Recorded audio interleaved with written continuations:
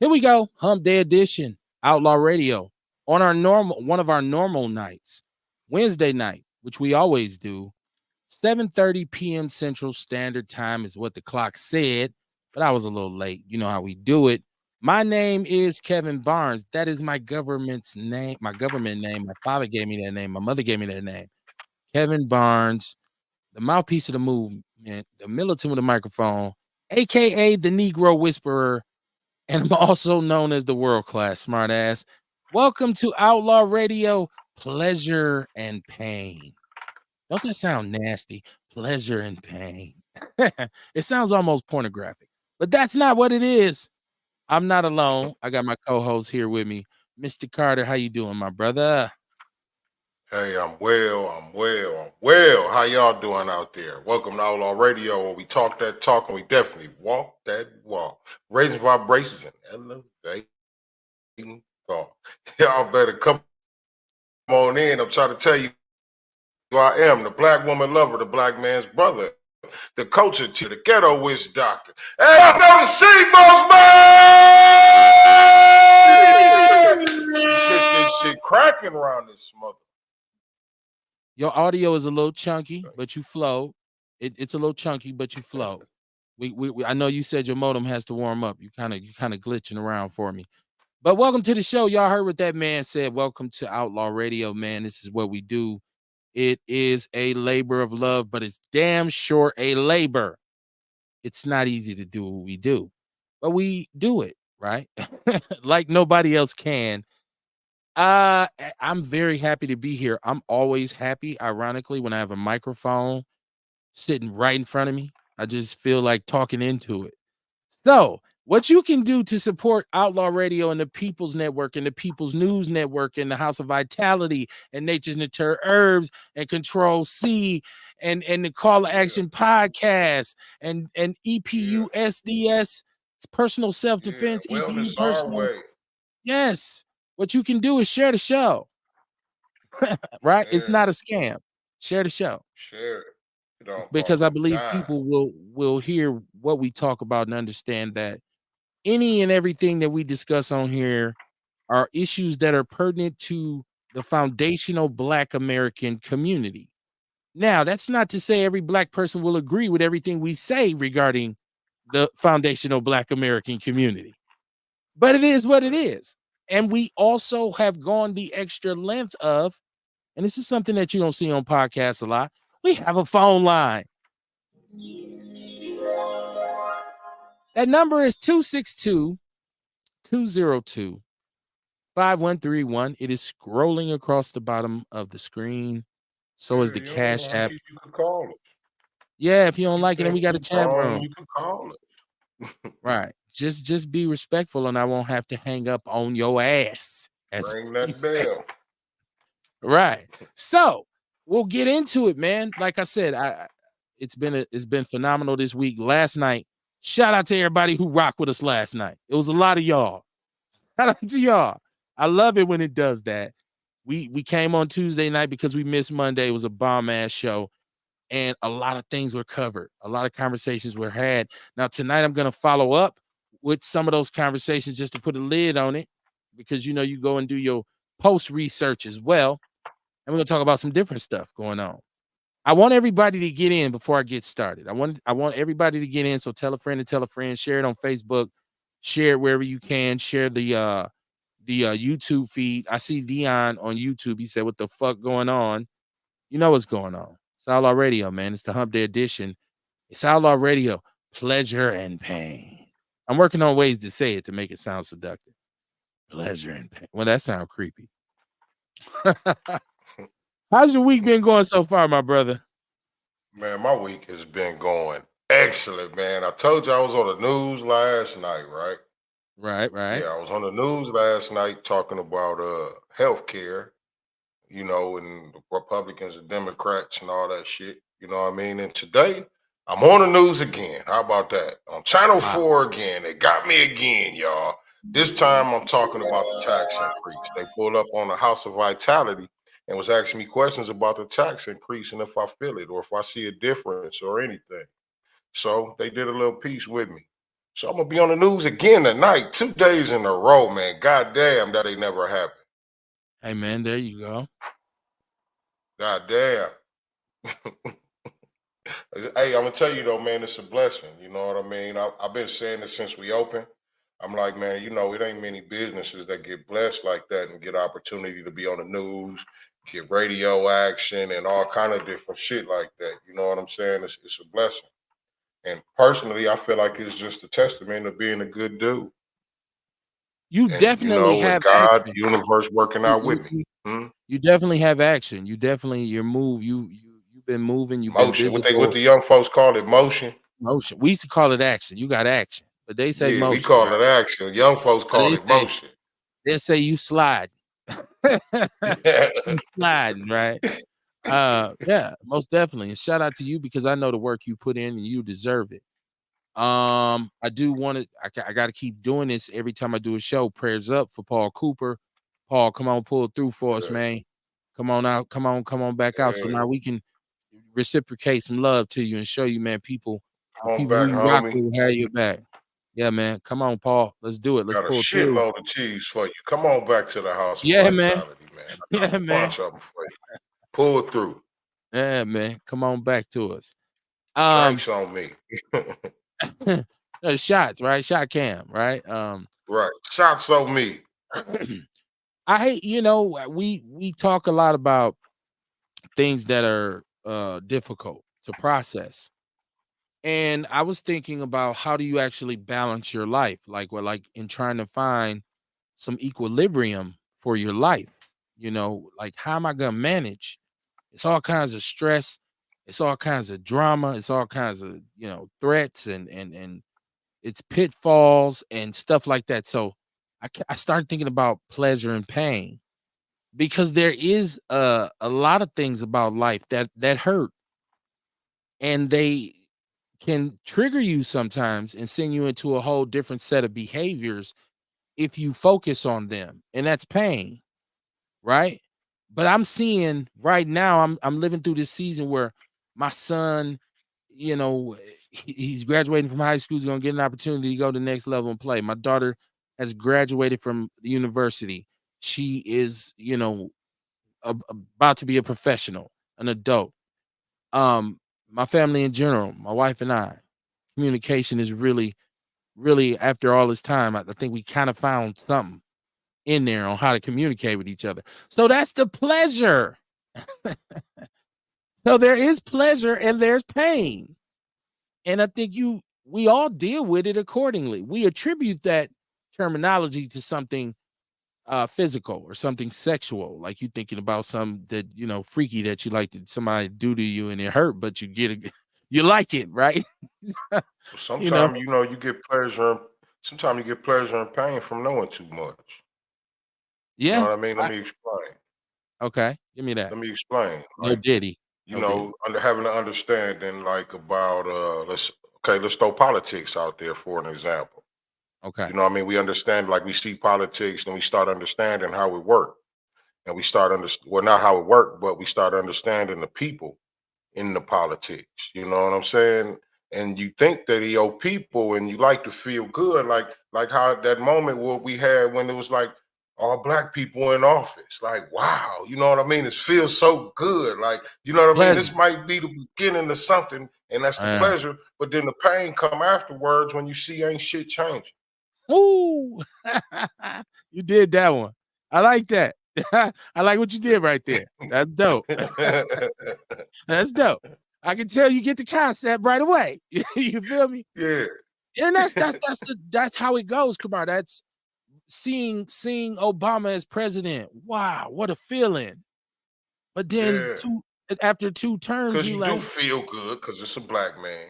right, it's internal. You feel we said feel, you know, Right. feel Feel is good. either you do Right. it with your hands or it comes from within. LL always say, he used to ask his daddy, how you feel? And he said, I feel with my hands. I feel that's how I feel stuff, right? But yeah, so thinking about trying to achieve this balance, thinking about trying to come to a place, because I really don't think any individual can ever really get totally at peace without anything just losing every and any kind of negativity or whatever's happened to you has happened to you. I'm one of those people who say it's never going to go away. It's part of who you are. But you can learn tactics to deal with it so that it doesn't engulf you or overwhelm you. So Right. that pleasure and that pain, I'm gonna tell you the truth. It's like certain things. I don't know if you've ever hurt yourself physically, but it was certain times I probably and I this is one of the things I learned when I played football, that no matter how high speed the collision was, no matter how hard I hit somebody or they hit me, I loved it so much that the pain Was was pleasure. it Yep. was I pleasure, know right? that feeling, man. It was like, yeah, I just It was knocked this more dude pleasure than pain almost. and it kind of overtook it. But when you think about it now, hell, I'm walking around on a cane now. Like, goddamn, I think I might have had too much pleasure and ignored too much pain. You feel me? So, Right. yeah, this is how we live in our lives, man. And I'm connecting this because we're in this whole motion about Diddy. And shout out to yourself and Rail and I'm sorry, and the Juice Lady, because the other night that was a great conversation about this whole Diddy thing. And we start talking about relationships and we start talking about people who are in abusive relationships. And our question kind of became, and shout out to Kerry Walker Jones, who talked about going through a traumatic experience. But we kind of talked about, like, why wouldn't the victim ever just raise up and leave? Right. And they said, well, I'm scared because I'm scared he's going to do something to me. Well, he's already doing Be a lot something to to it. It'd you. be a lot more to it.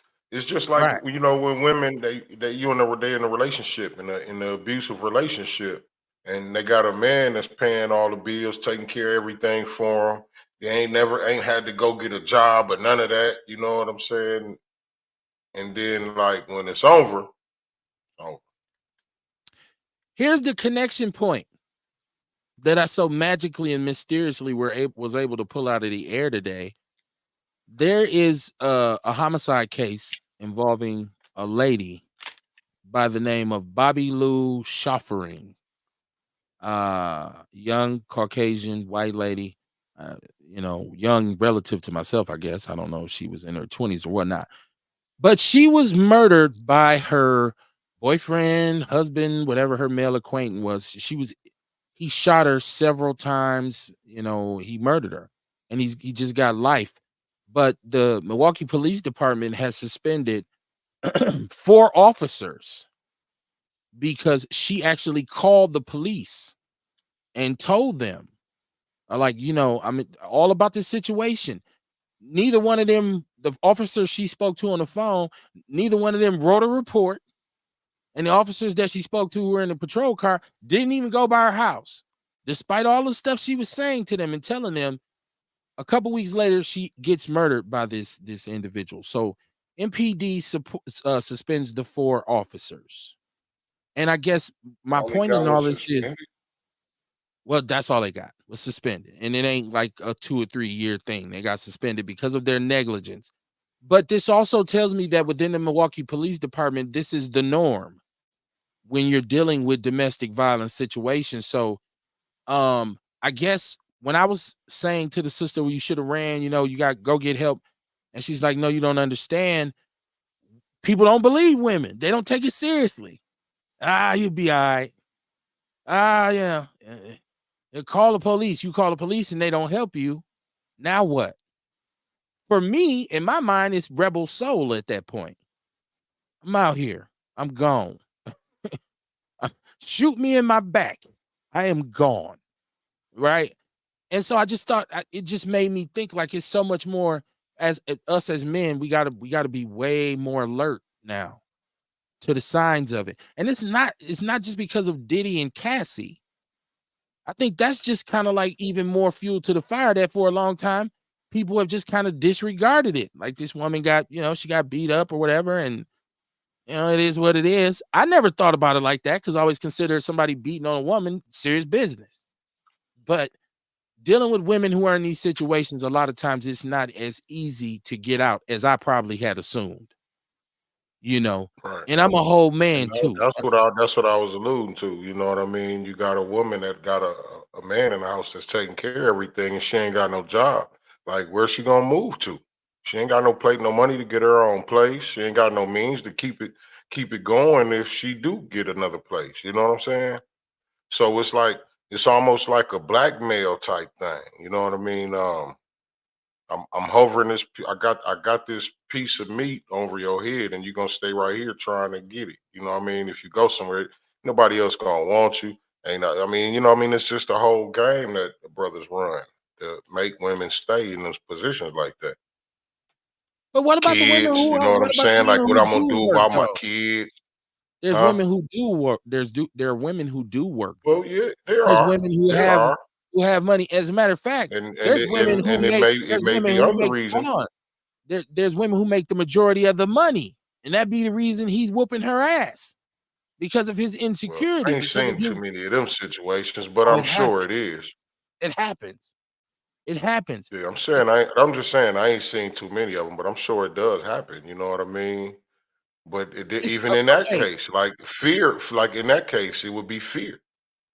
Kamar, You know check what it I'm out. saying? Like, okay, you could get a restraining order, but that paper don't stop a motherfucker from getting at you. If he come Think, get at you and do something, it's too late. think about it like this. I got a job. I'm working. My girl's working. I lose my job. I'm having a hard time finding another one. I start drinking. I start smoking. I get depressed. I start doing what I do. I start beating her.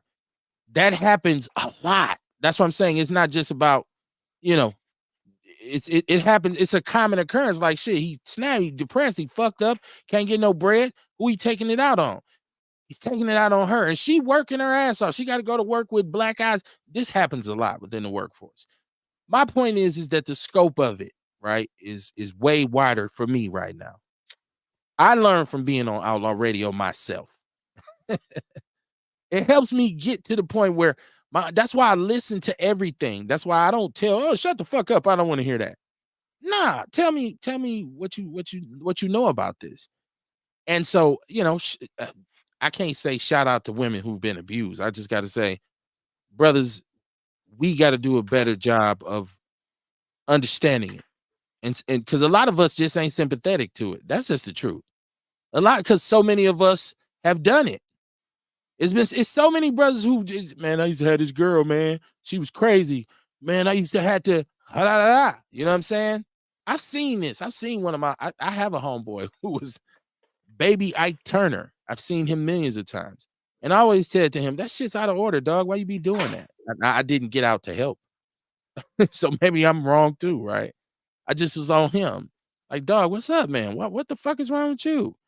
Shout out to Shay. Shay and Krum, I'm glad you're here. He said, Peace Outlaws.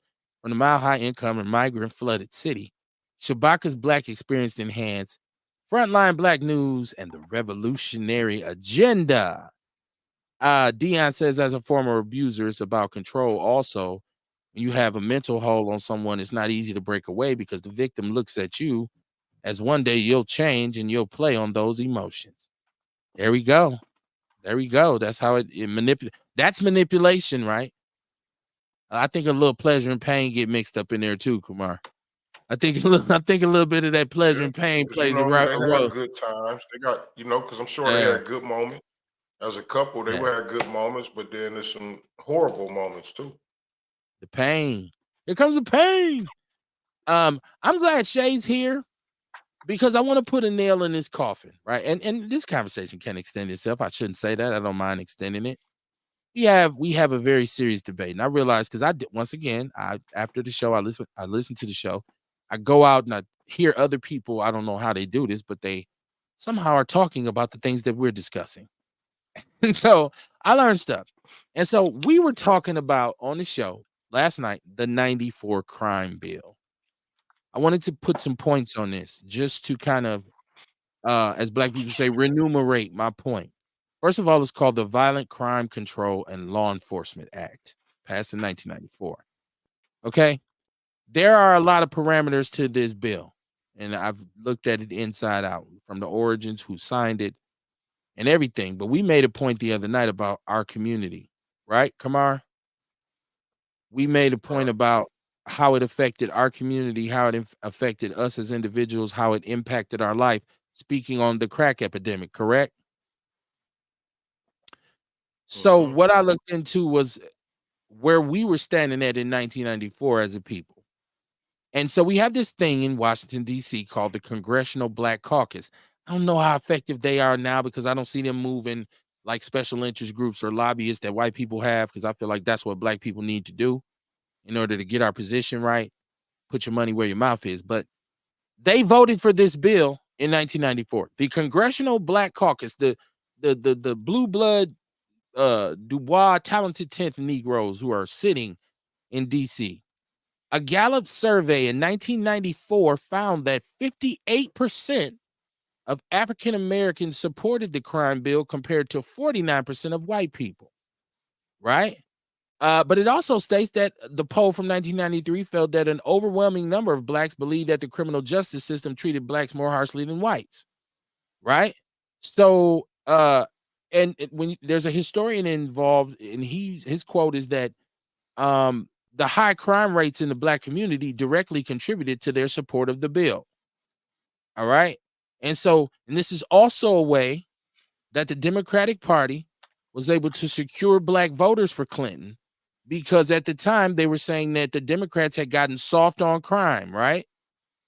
And so once again, when I say the people were asking for this, now if you do research on this, you'll find out the long-term effects. Go look at just look at the different divisions of the law. I want to say unequivocally, I do understand that it did do some long-term damage. But my point and our point that we were making on this show was, if you lived in our community at that time, we supported that bill. We said, fuck it, pass it. Hell yeah, let's do this shit. We were saying that. So anybody Right. care, but how can you say it was a good thing? But I'm just telling you what it was like Hey, when. you know what, Kev? I just thought about something. One of the brothers, not Shay, but the other young brother, he was on here going back and forth with us, and he ain't even old enough to have been around to see the shit. I don't You know, take you see what I'm saying? Like he may have been yeah. alive, but he wouldn't have known what was going on. Yeah. It was more for Shay because I respect Shay's intellect. And Shay is me and Right. him are both, we cool people. And I think he was kind of struggling, like, yo, how And can you know, it's like, okay, we can agree with what he was saying. You know what I mean? It right. did pull a lot of black families apart. It did. You know what I mean? I'm in total agreement with that. I was just saying that it's a lot of other stuff too that was pulling black families apart. You know what I mean? It, Before it was and a after. lot of brothers that was leaving the families on their own. Yeah. Going in the You grave. dig what I'm The saying? graveyard. So, like, you know what I mean? So I get it. I agree with Shay. You know what I mean? It did pull a lot of families apart, but I also understand what was going on in the community at the time, especially here in Milwaukee. I don't know about other cities, you know what I mean? But Right. here in Milwaukee, it was wild as fuck. It was like the Wild West. You know what I'm saying? And it was like parents, Yeah. they kids was getting off. You know Yeah. what I'm saying? The Like, parents was getting so off yeah, they had too. to do something. Yeah, Yeah. yeah. They had to Rail, do what it something. do, man? Welcome back. You wasn't with us last night. Shame on you. No, I'm just Peace. kidding. Welcome back, man. Peace, peace. I'm glad to be here. Peace. Yeah, all right, man. You sound a little up underneath the weather. Yeah, last couple of days, man, my allergies been on 10, but it's all good. Okay. Okay. Well, you're here to rock with us. How's Right. your week? How's your week been so far? It's been cool, man. Besides the whole allergy thing, you know what I'm saying? I was able to get a few days off of work. But yeah, I've just been dealing with this. That's cool, man. Welcome back. I'm glad you was able to kind of soldier up and thug your way through it. But yeah, so I mean, and that for me, when I do research, when I find things that stand out, because the fact that you say, and people say, well, they lying. That's the only thing you can really say. They lying. That shit wasn't accurate. I'm telling you, based on the feeling that we had on ground zero, I would say that's a very accurate. Those are very accurate statistical analysis. Okay, Right. and And so like it's just like you look at like right now, if you here in Milwaukee and you go around, you hear the conversations, them talking about the stolen cars, the accidents, the crazy driving and shit. It was the same thing about the drugs back then. You know what I mean? Them was the conversations that was going around, and that's what you was hearing. Those same, like you said, those same conversations about when we sitting, man, them goddamn Kia boys, motherfucking stolies, these motherfucking pill popping motherfuckers. You're right. That's how it was then. Say these dope dealing motherfuckers got the city going crazy. Man, what the fuck going on? Like, and you can see it. Motherfuckers riding around in the car with the rims, you know, with the 12s in the trunk. Hey, It was brothers a gotta drug forget, dealer we was culture. them niggas. So we was them niggas. You know what I mean? I was one of them niggas, and I agree with that shit. Yeah, they said they had to do something. It ain't stopped the shit, but you know what I mean? That shit slow. It stopped a little bit for a moment. The amount of black people that Motherfuckers on got pills now. incarcerated, with the amount of incarcerated black people did go up dramatically. The amount of inmates in the United States, though, went up dramatically after that bill was passed because it brought forth truth in sentencing. It brought certain crimes, certain mandatory minimums for certain crimes. Rape was in there, sexual assault was in there, gun crimes were in there, and drugs were in there. And what was going on in the community? All of the above. So yeah. And sad enough to say, a lot of us had fallen into the trap and were involved with it because they took the jobs.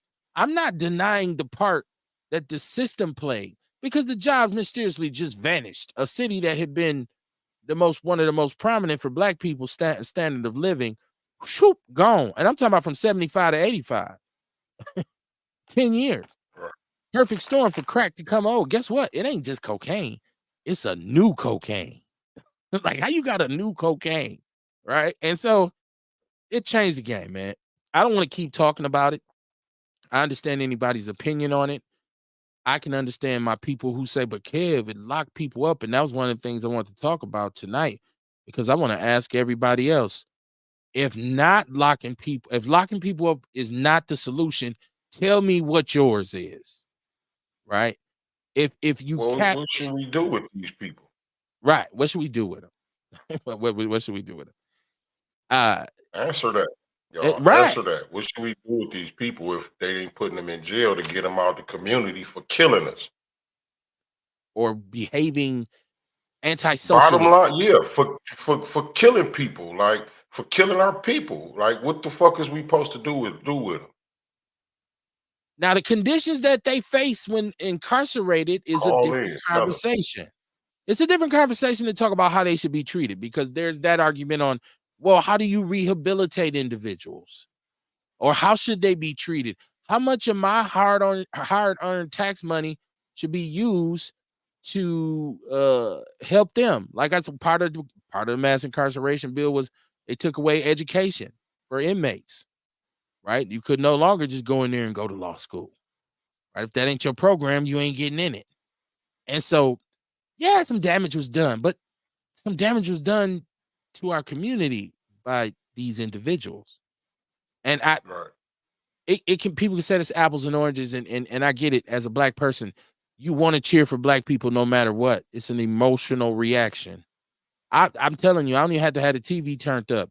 If I see a race and it's a black person in it, I'm cheering for dude. I don't even know his name. He might suck. But I'm like, come on, brother, let's go. I don't want to see none of my people locked up.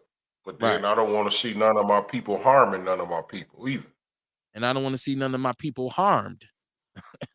You understand? So that's what I'm saying. Let's ask. I'm asking everybody because we talk about on the show. We go into them hard conversations and come out on the other side.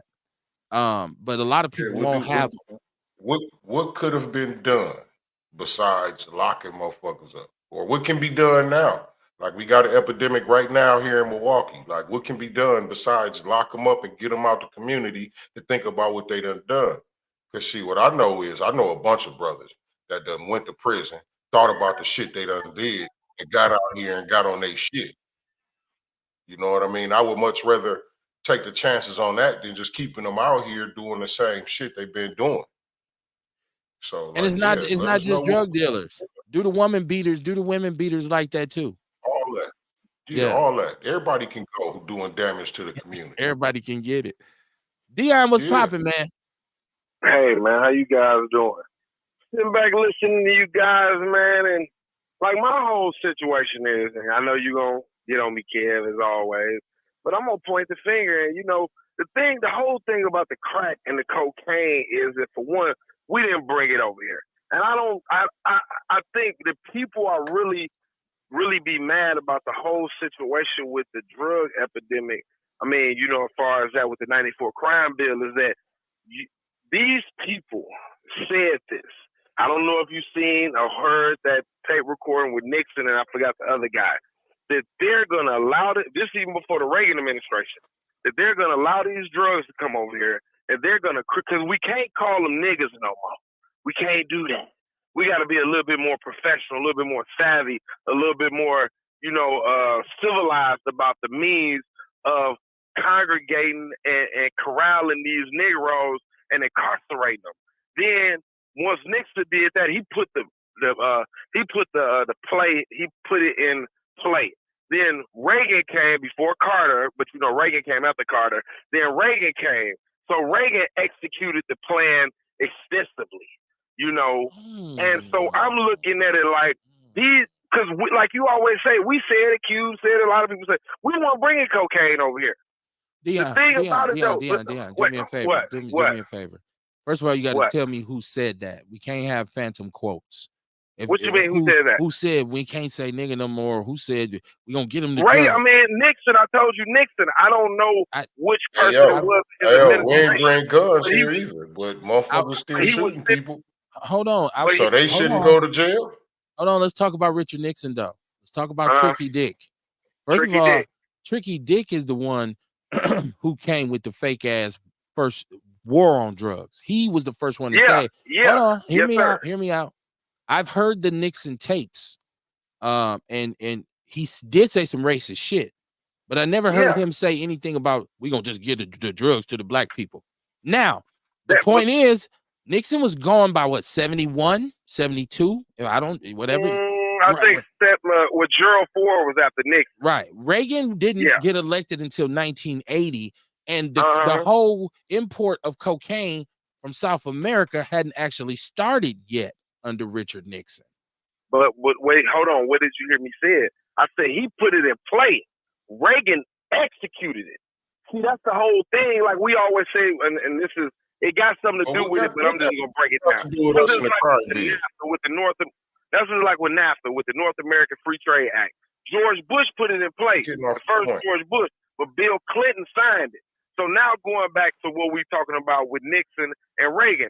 Nixon put into play, Reagan executed it. So now what did Nixon put into play? What did he put into play? He put into play with the drugs and the drug crime and making the laws suffer on these drugs. Because if you go back probably to the 60s and the 70s, unless you was a kingpin, you get caught with a small amount of cocaine or heroin or whatever, it was a smack on the wrist.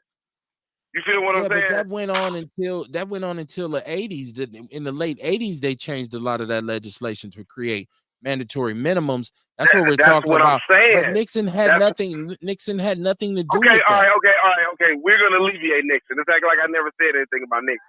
So Ronald Reagan allowed but Nixon had something to do with it. But you're not trying to tie the correlation together. There's so no act like I never. It's not accurate. Act like I never said. Listen. Act like I never said nothing about Nixon. Okay. So Ronald Reagan came into office, and Ronald Reagan allowed the cocaine to be exploited over here for reasons to fund the war over there in Nicaragua. We already know that. So now you allow this cocaine to be funneled over here in the United States because, like everyone said, we weren't the ones bringing it over here. They was. And then Kamar, I heard what you said about the guns, but do you know about the Fast and Furious with Eric Holder when they was dropping crates of guns off of Mexico? But that's something different, though. We'll talk about that at another time. But hold on. You said Kamar, so let me rebuttal right quick. I was letting you talk. You said Kamar. Now let me rebuttal right quick. I like the word rebuttal. Check this out, man. No Diddy. Yeah. Let me rebuttal. You know what I mean? All that ain't got nothing to do with what we was talking about, first of all, because we talking about I know. But you said something about the guns. You know what I mean? We getting off the point. Yeah. But my thing is this, man. When I mentioned the guns, you said we didn't bring the drugs, right? Yeah. So I said we didn't bring the guns. Now we chose to sell the dope, and if we choose to shoot a motherfucker, now hold on. Let me finish. We didn't bring the drugs, but we choose to sell it, right? We know the shit illegal. If they catch us, you go to fuck to jail. Okay, we didn't bring the gun. We know it's illegal to shoot a motherfucker, but if you do, you go to fuck to jail. What's so hard about that? Well, I'll tell you this, right? To sell drugs offered economic freedom. It just wasn't drugs. That don't mean There's nothing. a lot of stuff come over here. It's a lot of stuff come over here legally every day, and you don't see people selling I'm this just shit. saying all unless that it ain't got offers nothing to some do type with of the price of economic tea in freedom. China right here. Okay. Yeah, you know what I'm saying? So when we keep on pointing the finger at the black, because it's a lot of stuff that was destroying the black community. You know what I'm saying? We was targeted like this shit, and I know you know it, Kevin. It wasn't like And we this shouldn't go to shit jail is for it? It's not. Is what you say? Are you What saying you we say, shouldn't Kamar? go to jail because we targeted? See, that's a tough one though, because it's like you being set. Because it's like No, you it's being not set up tough. for It's failure not though. tough. It's like you being set up for failure. Check it out, I'm Dion. gonna We be are honest set. with You're you. right. We set up for failure. We are set up for failure, but we smart enough to do better. Man, listen. Drugs was an economic opportunity that a lot of people took. You understand what I'm saying? So now, was prostitution. if we can't help if the government over criminalized it and prosecuted a lot of people over it. You understand what I'm saying? Because if we didn't sell the cocaine, or if cocaine would never came to the community, it would have been something else we'd have been talking about. Well, high fructose corn syrup is giving people this stuff that out here, or even with the fentanyl now. You understand what I'm saying? We ain't jumping on that bandwagon. I don't really know nobody that fuck with the fentanyl, but it's taking people out, but they treating it different. So my point of view is, I look at it like the whole 94 crime bill was bullshit, and I still look at it like we was set up for failure. So it's like a double-edged sword. Like, okay, they put the drugs out here. I didn't put no cocaine up to nobody's lips and make them smoke it. Hey, but what about the community that was getting hurt, getting fucked up and shit over these drugs? Should we protect them? Or are we gonna protect them or just protect the drug dealer? The community was destroyed on it, and that's the only thing I could say about that, is that people that really didn't have nothing to do with the drug selling, innocent people, babies, and innocent moms, dads, innocent people, they were being victimized about it. You feel what I'm saying? Exactly. So again, do we it's almost protect like them or the drug dealer?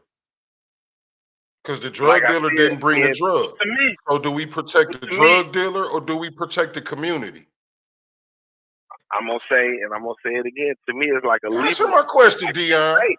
I can't say yes or no. You can say yes or no. You know what? The community. I can say yes. We should protect the community. Protect the community, but right? But see, the part about it, there's a lot of intricate parts up in there. That's not just black and white, yes or no. You feel what I'm saying? I mean, it really is though.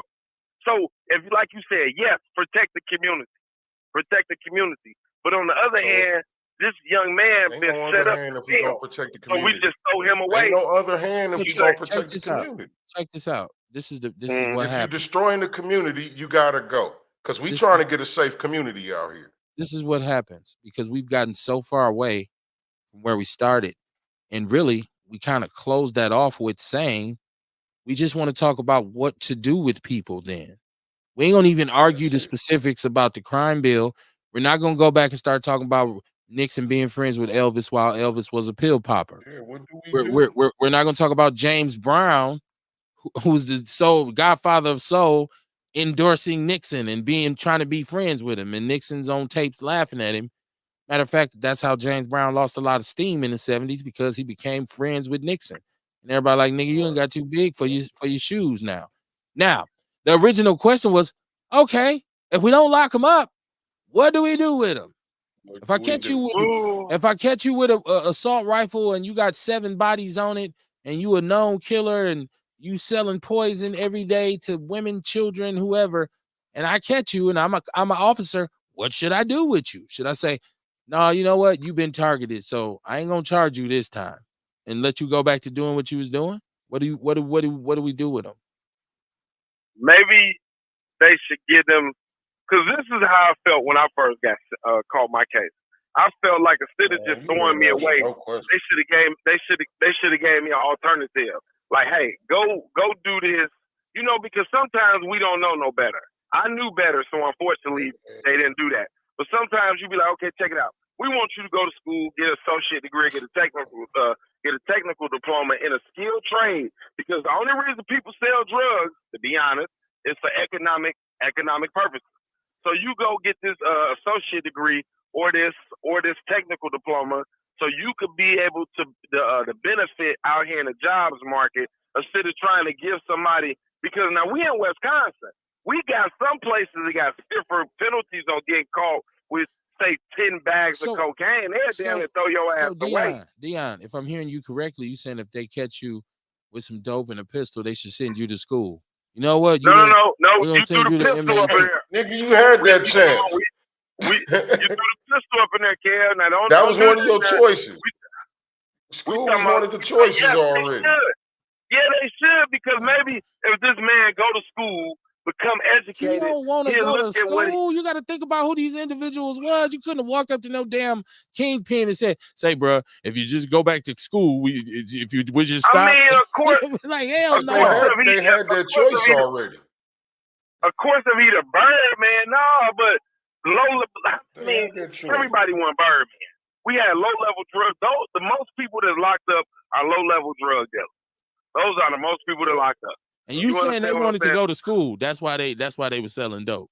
I said offer them a different alternative. You'll be surprised what a nigga do instead of wanting to go to jail.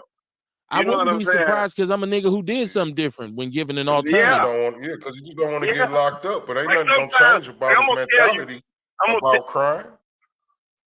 I'm gonna tell you about me, right? Like, say for instance, when I get a new job and I know how I am, I know that I don't like authority and this, that, and other, I go to what they call penitentiary mode. And penitentiary mode was like, nigga, right now, if you was sitting in Stanley or Jackson, you would do anything to get up out that motherfucker. So that kind of humbles me. You feel what I'm saying? Because I got to think about it. You know, like, I've been to prison before. You know what I'm saying? I didn't like being in prison.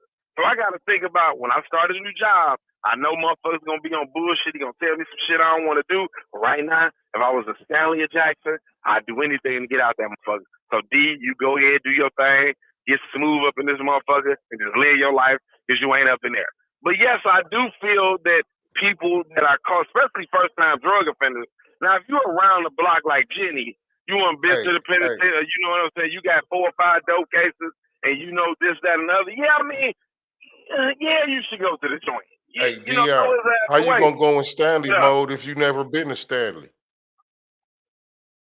Nigga, you had to go to Stanley to learn that lesson.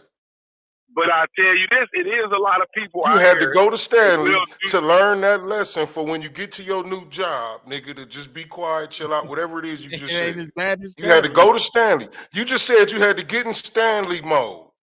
So you had to go to Stanley to learn the lesson. Right. I get what you're saying. Yeah. Check this out. I mean, I feel you though. Dion, hold on a second. Let me catch the chat room. Paris is saying, I grew up in the crack era. I was a child and seen the impact it had on our community. My mom was a dope fiend, and I didn't know until damn near grown she was a functional dope fiend. She dated kingpins. He says, so the unintended consequences of the crime bill was mass incarceration, 3 strikes, and mandatory minimums. I would agree that the unintended consequence was mass incarceration. I think we could leave it there. And then just end that conversation by saying we're both right. Yes, the people wanted it. Yes, something needed to be done. And yes, it did lead to mass incarceration. And that to this day is still an issue. We can leave it there. He said also I lived what did he say? I lived all over the NYC to Saginaw, Michigan, Kansas City, Chicago, Virginia Beach, Norfolk, Virginia. I was just born in Denver. Please don't think because I was born in Denver. I don't think we've assumed the perspective or persona of anybody else except ourselves, because everything we've said on the show is about how it was in Milwaukee. So wherever you're living in, wherever you're from, wherever, you know, Rakim said ain't where you from, it's where you at. I can only speak to my perspective growing up here and seeing it done. Now, I want to flip the switch a little bit because Dion challenges me all the time about my my Podverse residents. And see, everybody watch. There's so much stuff that you can watch on the internet. You can go on Facebook, or you can go on YouTube, you can go on Instagram, you can go on X, you can go all over the place, and everybody's looking at something different, right? I'm sure you can name off 30 people who have big platforms on YouTube that I don't know about. Some stuff I see, I just scroll past it. I don't have an interest in it. Sometimes I'm not in the mood to watch certain things. So I hadn't looked at this Marjorie Taylor Greene versus Ocasio-Cortez. Okay. The representatives, the US representatives who are in the House. Now there's a couple kind of avenues flowing here in that it's an example of where our House of Representatives is, right? And if you understand civics, you understand their responsibility in Washington to come and say, hey, this is what the people from where I'm from want. This is what's important. So, first of all, let me say this whole thing with big body, bad built, butch, blonde. Okay. I did. Yeah. I still don't got it down. Right. I was seeing this everywhere. So I said, what is this? I go back and I watch this exchange in its entirety, which is kicked off by the white lady, Marjorie Taylor Greene, making a statement about the black woman's fake eyelashes. Like you probably can't see clearly with your fake eyelashes. Racist as fuck, right?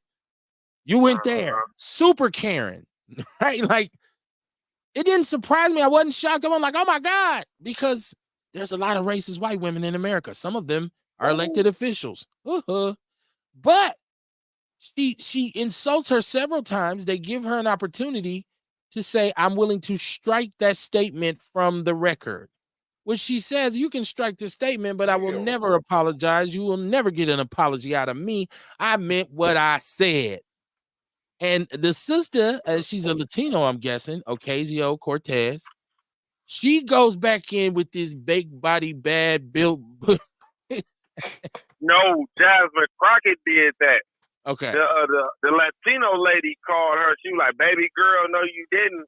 Baby girl, no, you didn't. And Marjorie Taylor Greene was like, why don't you debate me? And then that's when Jasmine Crockett. Yeah, that's when Jasmine Crockett came in. What I seen was the same lady. Was it? Okay, so it's a black girl. Okay, there you go. Thank you for straightening me on that. Okay, so I thought it was Ocasio. So it is the sister who said, bleach blonde, bad body, built butch. That's what she said. Okay. Yeah. But Jasmine Crockett cold though. You gotta follow her though, bro. She be killing them white folks on there. I'm talking about make them hunkies sit up there and be like, I can't stand this nigger bitch. She be murdering them with intellect and so articulate. I can't wait to see her stand up. I want to see them cheeks. Wow. Okay. Listen, however it happened for me is just because if you watch, what's my sister's name from LA? I can't remember her name now. The older sister, and she was always been the hero of South Central. I'm having a brain fart. She was through the riots. You know, she's what she say? Taking back my time. Maxine Waters. Thank you. Yeah. I've watched her. We just watched my brother who just died in Flint. Yeah. He had some sessions where it was like, whoa. Yeah. So I don't think this is anything. The reason why I didn't think it was of importance because it wasn't anything new. It wasn't anything like I was like, whoa, I wasn't blown away by it. So that's why I hadn't watched it. And when I watched it, I said, oh, that was funny. But I feel like we talk about more important shit than that. I don't feel like that had any effect. But it does have some relevance though, bro. Because like every time black people listen, man, I don't know if you've seen the motherfucker. I know you know about the bars hitting the bridge. Man, the white people went in on the mayor. What do the mayor got to do? They called him a DEI. Talking about he probably just got through smoking up blood. You know what I'm saying? Like white folks always got some bullshit to say about us, bro. They quick to throw a motherfucker rock out their head and play a victim. Then play the victim. You know what I'm saying? So yes, it did have relevancy as far as like what go on. We getting sick and tired of these motherfuckers. And we need more and more. Because you know, I'll be on the front line with that shit. I ain't gonna lie to you. Because I can't stand them motherfuckers. I need my voice to be heard. I need them to know white folks, we don't like y'all. We don't. Well, We don't want to be y'all friends. We don't want to live next to y'all. You shouldn't We say, just but in this world together. you shouldn't say we. You should say I, because not all of Well, us dislike white but you know people. what though? It's a lot of niggas that want to say it too. They just afraid to say it. So the ones that can say it, they can be like, "Go nigga, go," up under their breath. You know what I'm saying? Because a lot of people. I'm here to tell you, I don't hate white people. I hate some of the things they do. I don't hate. I can't walk around saying to every white person, "I hate you. I hate you." It's white kids that have no, Now there's some hateful white people on this earth, and I know they don't like me or don't care for me, and I don't expect anything from them. But even with that, I don't hate them. I hate the fact that they hate black people. You see what I'm saying? Like, can we separate the person from the sin? I don't think. Well, Hey, I feel like. Go ahead, Kamar. Well, why have to get upset when why do we have to let them move our emotions like that? You know what I'm saying? I see what you're saying, Kev, but it's like, you know what I mean? Why we got to let them move our emotions? We know how they are. We know the shit they say. You did. Us giving it attention. Us giving it attention. White folks loving that shit. They like, oh yeah, they pissed. Look at them. Look at them. They ain't like that. They ain't. You know what I mean? That's giving them gas. Quit. If we wasn't even sharing the video, the shit just happened. Fuck her. You know what I mean? Because they ain't gonna do shit about it. We get mad for nothing. Also, Kamar, I think some things shit. Them people ain't gonna fire that lady. You know what I mean? She ain't finna get suspended. Ain't shit finna happen.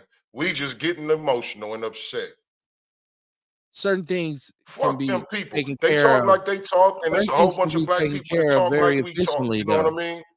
We don't have to waste a lot of time and emotion on it. Certain things for black people can just simply be taken care of by you saying, "Fuck you," and just keeping it moving. Right. Like it's not. Right. Oh, let me tell you something, motherfucker. My ancestors bled for this. No, fuck you. I'm gone. I feel like black people are in a position to do that nowadays.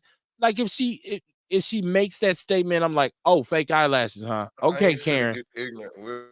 Okay, Karen, let's keep it moving. And that ain't going high. That ain't Obama talking about that's some old civil rights Negro shit. When they go low, we go high. I don't believe in that either. I just believe responding in kindness, saying, hey man, fuck you. Like, what else do you need to say once you tell somebody fuck them? Or don't respond.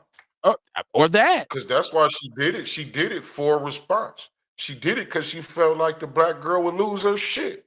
And she did. And here we is getting mad just what the fuck they want them to, just what the fuck they want. They want us upset. They want us in our feelings and shit. Here we are. Yeah. And it's okay that the sister stood up for herself. I support that. I would never tell her you was wrong. Yeah, she said like I come to work. And I'm with her on that. You know what I mean? Yeah. Check her if you want to. I'm but just saying, I don't think it's for the whole country of black folks to, you know what I mean, getting our feelings and shit. Declare war on brown deer. She checked the shit out of her. The thing is, she handled her business. So you say, yeah, that sister stood up for herself, but it ain't time for me to go in anarchy mode because two state reps was arguing. Fuck it, burn it down. Like it's just like when we heard that the murder of the sister Sade. Dion, you got miles to eat up on that highway. It's time for black people to get active, man. We got to get out here. I'm like, wait, they didn't even let him out. Y'all would have burned down AutoZone for nothing. Sometimes we're just a little too emotional. But I give Dion, I hear it was a good clip. So shout out to you. But I just don't see it as like it's something big or pertinent. I'm gonna tell you like this, man. I'm gonna always be emotional. I'm gonna wear my hate and my disregard on my sleeve. I just gotta live with them, you know. Just like I don't like insects, bugs, roaches, and all that shit, but I can't get rid of them. So you know, I gotta live with them. But I don't like them. I don't want to be around them, and none of that shit. And like I said, but what's gonna need to take place one day is these words that we shouldn't feel like that about them and give them our energy and stuff like that. It's gonna be a lot different because they coming. When they coming in full force. They are the boogie. Listen, whether you want to believe it or not, they are the boogeyman. And it's a lot of things on that you hear where these people literally want to eradicate us, take us off the face of this earth. Now, you might not believe it. You might take it for a joke. You might not even say it can't happen. But when it do happen, And when they do start coming for us, you be like, well, I just, I don't want to have the hate for these people. You're going to have the hate, and you're going to have your rifles ready, and you're going to have to be ready to lay down your life. Because I'd rather for all of us I ain't to gotta die hate you to shoot you. sit up here, then I'd rather for I ain't all of gotta us hate you to shoot you. rather for I ain't all of gotta us hate you to shoot you. All you gotta do is threaten me. I don't give a fuck what color you is. I hear you, cuz. Because if that time come, believe it'll be niggas coming at you too, because they thirsty as fuck. They trying to eat too. So it won't matter what color it is. Some of them need to be eradicated too, but I don't look at another black man. That's what I did. Hey, look, hold on. That's what the hell we was just talking about. We need to get rid of these niggas and these motherfuckers fucking the community up. We just said that. I said that might come a time where some of them do need to be eradicated, but those words, and they trying to do everything to make it harder. But listen, like I said, I always love you niggas. Oh my guys, I fuck with y'all. I'm gonna hang up because I'm driving down this highway. And when I get back to Grafton, it'll be about 9:30, and I know Kev will be ending it off. Real, I'm happy you back. I don't know what Courtney at, but I hope she's safe. Ain't nobody whooping on her ass. Sean, if you listen, I hope you're safe. And everybody, and I'm gone. All right. Love. Peace. Peace. Listen. You can call me what you want. I'm thinking, as a man of color, I'm thinking next level, and because I'm not dumb enough to believe that there's no such thing as white supremacy, which I say is a phantom concept because white people aren't supreme to anyone. They aren't superior to anyone, so it's a false belief. You believing in the boogeyman, you believing in make believe, you're believing in, it's hard for me to say. I see a lot of people who would tell me it ain't no God and it ain't this and that, but they fear the white man. They say it ain't no devil, but they scared of the white man here on earth. And they're paranoid about him. Could white people launch some kind of quasi right wing, whatever? It's always possible. Anything can happen, Murphy's Law. But when I say I don't hate all white people, I'm being honest. I don't naturally hate every white person I see. Do I understand how white people move and behave? Absolutely. Have I experienced some racism face to face? Yes, I have. I can ride around and see it when I look out my window. But if I took the time to stop and confront every situation, I would never get to where I was trying to go. I would never make it because I'd be in the street arguing all day. I can tell you this. In a lot of ways, some of my people pose a bigger threat to me than the white man does. That's a hard statement for black people to admit to themselves. They don't want to say that because they'll instantaneously make excuses like, yeah, but these people ain't. Okay, let me get Che. Let me get his comments, Kamar, because I think he attempted to answer your question. Let's see. Let me go. Man, I'm behind. He said, okay. He says, my solution is to stop the drugs from flooding our communities in the first place. We don't own any boats, planes to get them drugs into the country. What are we doing to keep drugs out of our community? He said, why are they committing crimes? We can start there. Majority of the crimes in our communities is economic or money related. So what can we do to better our economic situation that forces our people to? He said, acts of desperation, if you will, and Dion is correct about Operation Fast and Furious. He said, acts of desperation, if you will. And Dion's correct about Fast and Furious. And Reagan and Nixon parts in executing the insurgence of drugs like crack and heroin into our communities. He said, along with the mob. I didn't get the correlation. I didn't get the correlation on Nixon's role in what happened in the 80s. I didn't, because we had two presidents in between him. And you know what I'm saying? So, and Reagan kind of walked into this situation because really how he won the election was he got some terrorists to free some hostages that Carter couldn't get freed. So people got to do the whole knowledge. Reagan was able to maneuver and get some hostages free, but you also have to understand that they were supporting South America. This surplus of cocaine came because we're giving you weapons. What can you give us in return? Well, what is our biggest export product? It's cocaine. Here, have all y'all want. So I'm somebody who's more knowledgeable than me. Let me know. Hold on, let me read his last one. He said, how do you define a safe community? Because a lot of them so-called safe communities have more crimes going on that Lord law he said don't get This charged, ain't no safe community. that don't get charged and convicted of doing anything wrong. That Lord law. I don't know what he was. I don't know. I didn't get that one. But that How can was you call his a safe community a community with crime in it? That's not a safe community. yeah. I mean, as you saying, you, you calling it a safe community, and you saying it's still got a bunch of crime and shit. You know what I mean? When I say safe community, I mean I'm talking about a community where our kids, our elders, our women ain't got to worry about nothing happening to them walking around. Where in Milwaukee, a motherfucker could buy any kind of car, a Kia, whatever, and it not worry about it getting stolen. I'm talking about a safe community where we don't have to worry about each other fucking with us. That's what I'm talking about, a safe community. And if you ain't about a safe community, you need to get the fuck out of said community. Go make your own community some motherfucking weird, badass. I would define it too as a place where children are safe. You know, a community when Yeah, the children can, because I drive through certain affluent communities sometime on the easy to weekend, and I define. know that there's internal. I'm not saying they're perfect people, but what I see is their children out, running, doing kid shit, playing with a ball, or they all, throwing a frisbee or something. And then when I drive through our community, I see our youngsters standing out, kind of doing some of the opposite. Now, shout out to all the positive black kids in Milwaukee because too often they get overlooked. And there's a lot of positive. We talk about you and Ticey's daughter, Taylor, my daughter Taylor, my son. A lot of the young men he rocks with, some of his friends are in the firefighters academy and things like that, going off to school. So there's a lot of black kids who engage in positivity, but it's a lot of them who have lost their way as well. So, it's a hot button topic, but nobody can answer it. Right. Nobody has All I'm told us saying, yet what to do with these individuals when they offend. Notice everybody, when you ask them, right. they say, see, where I come from, they they Yeah. automatically go into their Nobody story. got an answer, man. Nobody has an answer. If locking them up ain't the solution, then what What do you do is? with it? Right? So that's one thing. Now, what is the cause why they're committing crimes? Well, poverty is obviously at the bottom of. We know. How many times have you heard us on here say we believe a large portion of our issue is based on economics? I think we say that all the time, don't we? That's why we always talk Right. about supporting black business. That's why networking and that kind of thing is one of our principal priorities.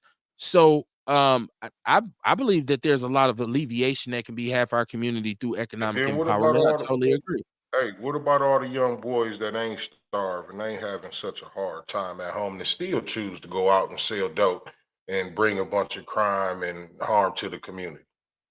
You know what I'm saying? Like everybody, it ain't the fact that everybody is hungry and they committing crimes. It ain't that. We can't just say that like that's the whole picture. I really didn't have to get out and sell dope. Kevin really didn't have to get out and sell dope, but we choose to go do the shit. And maybe some of the drugs we sold caused other crimes around the corner or something. Who knows? You know what I'm saying? But shit, man. We just need a safe community, man. Anybody ain't with it, need to go. Hey, that I don't see what's conversation. so bad about. I don't see what's so wrong about that statement. Why are we supporting or protecting drug dealers and motherfuckers that's fucking our community up? Why are we protecting them? Why are we coming up with excuses for them? Well, we didn't bring the drugs. No shit. But we still Actually, choosing to do the actually, shit. Tamar, I love that. I love that though. I love when people say that. We didn't bring the drugs in. We Yeah, didn't. Yeah, I love that. I love when black people say that. Like, okay, so that means you shouldn't be punished for when you get caught with them, right?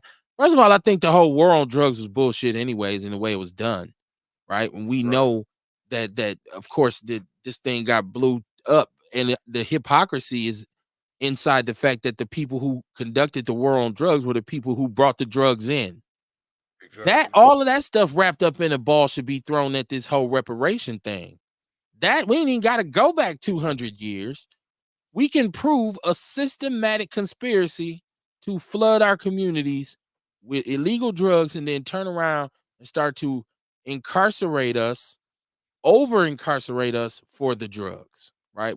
That's what we Hey, should be mad at. And that's what we should be hey, look, focused on. there's a bunch of niggas that don't even sell dope. They just out here fucking people up for And they money. should be removed. They should be removed. You dig what I'm saying? So, like, Yeah. what's so hard about saying if you ain't with a safe community, go to another community, something fucking weird. Go do that bullshit in their community. See how well that worked. Yeah, I think the system allows you to do certain things so you can paint yourself into a corner. And Right. there's a lot of individuals during that time, and I can say this with real inside information. There was a lot of individuals who were getting caught and getting slaps on the wrist. You go to house of correction. You go, maybe do a year or two. And then that third or that fourth time they hit him with the ooh wop and be like, whoa, shit. Like, bro, you a habitual criminal. So because we didn't have the 3-strike law here in Milwaukee.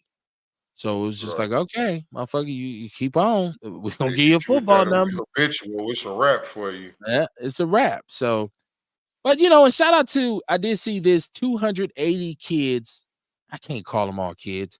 280 students graduated from MATC and received their GED or their SHED. Okay. I've worked in MATC in the adult high school, and I know that a lot of the people, that's why I said I can't call them kids. There are a lot of people who go down there who are in their 50s. And you know what, Kamar? A lot of the brothers who come through there that I've met are brothers who've been incarcerated, who would say, man, I went and I did this and I did that, man. I sat my ass down last time. I said, man, when I get home, I'm gonna change all this. And so, and their whole Straight family up. be there and be happy, like, and he 47. And they be there Right. like, we so And proud see, of you. We so proud of you. So right. I think a lot of people, when they hear us talk about this, you know what I mean, they don't know that we looking at it from that perspective. We looking at it from the perspective of the brothers that went to prison and got their mind right and came out and did some better shit and got right for the community. You know what I mean? We looking at it through those eyes. I know what helped me. I know what slowed me the fuck down. You know what I'm saying? So I speak on it. right. And to speak to people who are in it right now to say, hey, man, it's different. Exactly. Y'all can still call in if y'all got anything else that y'all say. Well, y'all ain't talk about Right. this. But Me. I respect everybody's opinion. I mean, that's yours. Real, you all right, man? Your allergies got you over there shook, man. What you take? Some NyQuil? Oh no, I just woke up. But You off that I think lean. what Dion was probably talking about when it came down to Nixon was he was quoted as saying we can't make it illegal to be black or against the war, but what we can do is to villainize the things that these demographics do. So maybe that's the quote he was referring to that kind of got the ball rolling as far as the usage of drugs in the bill.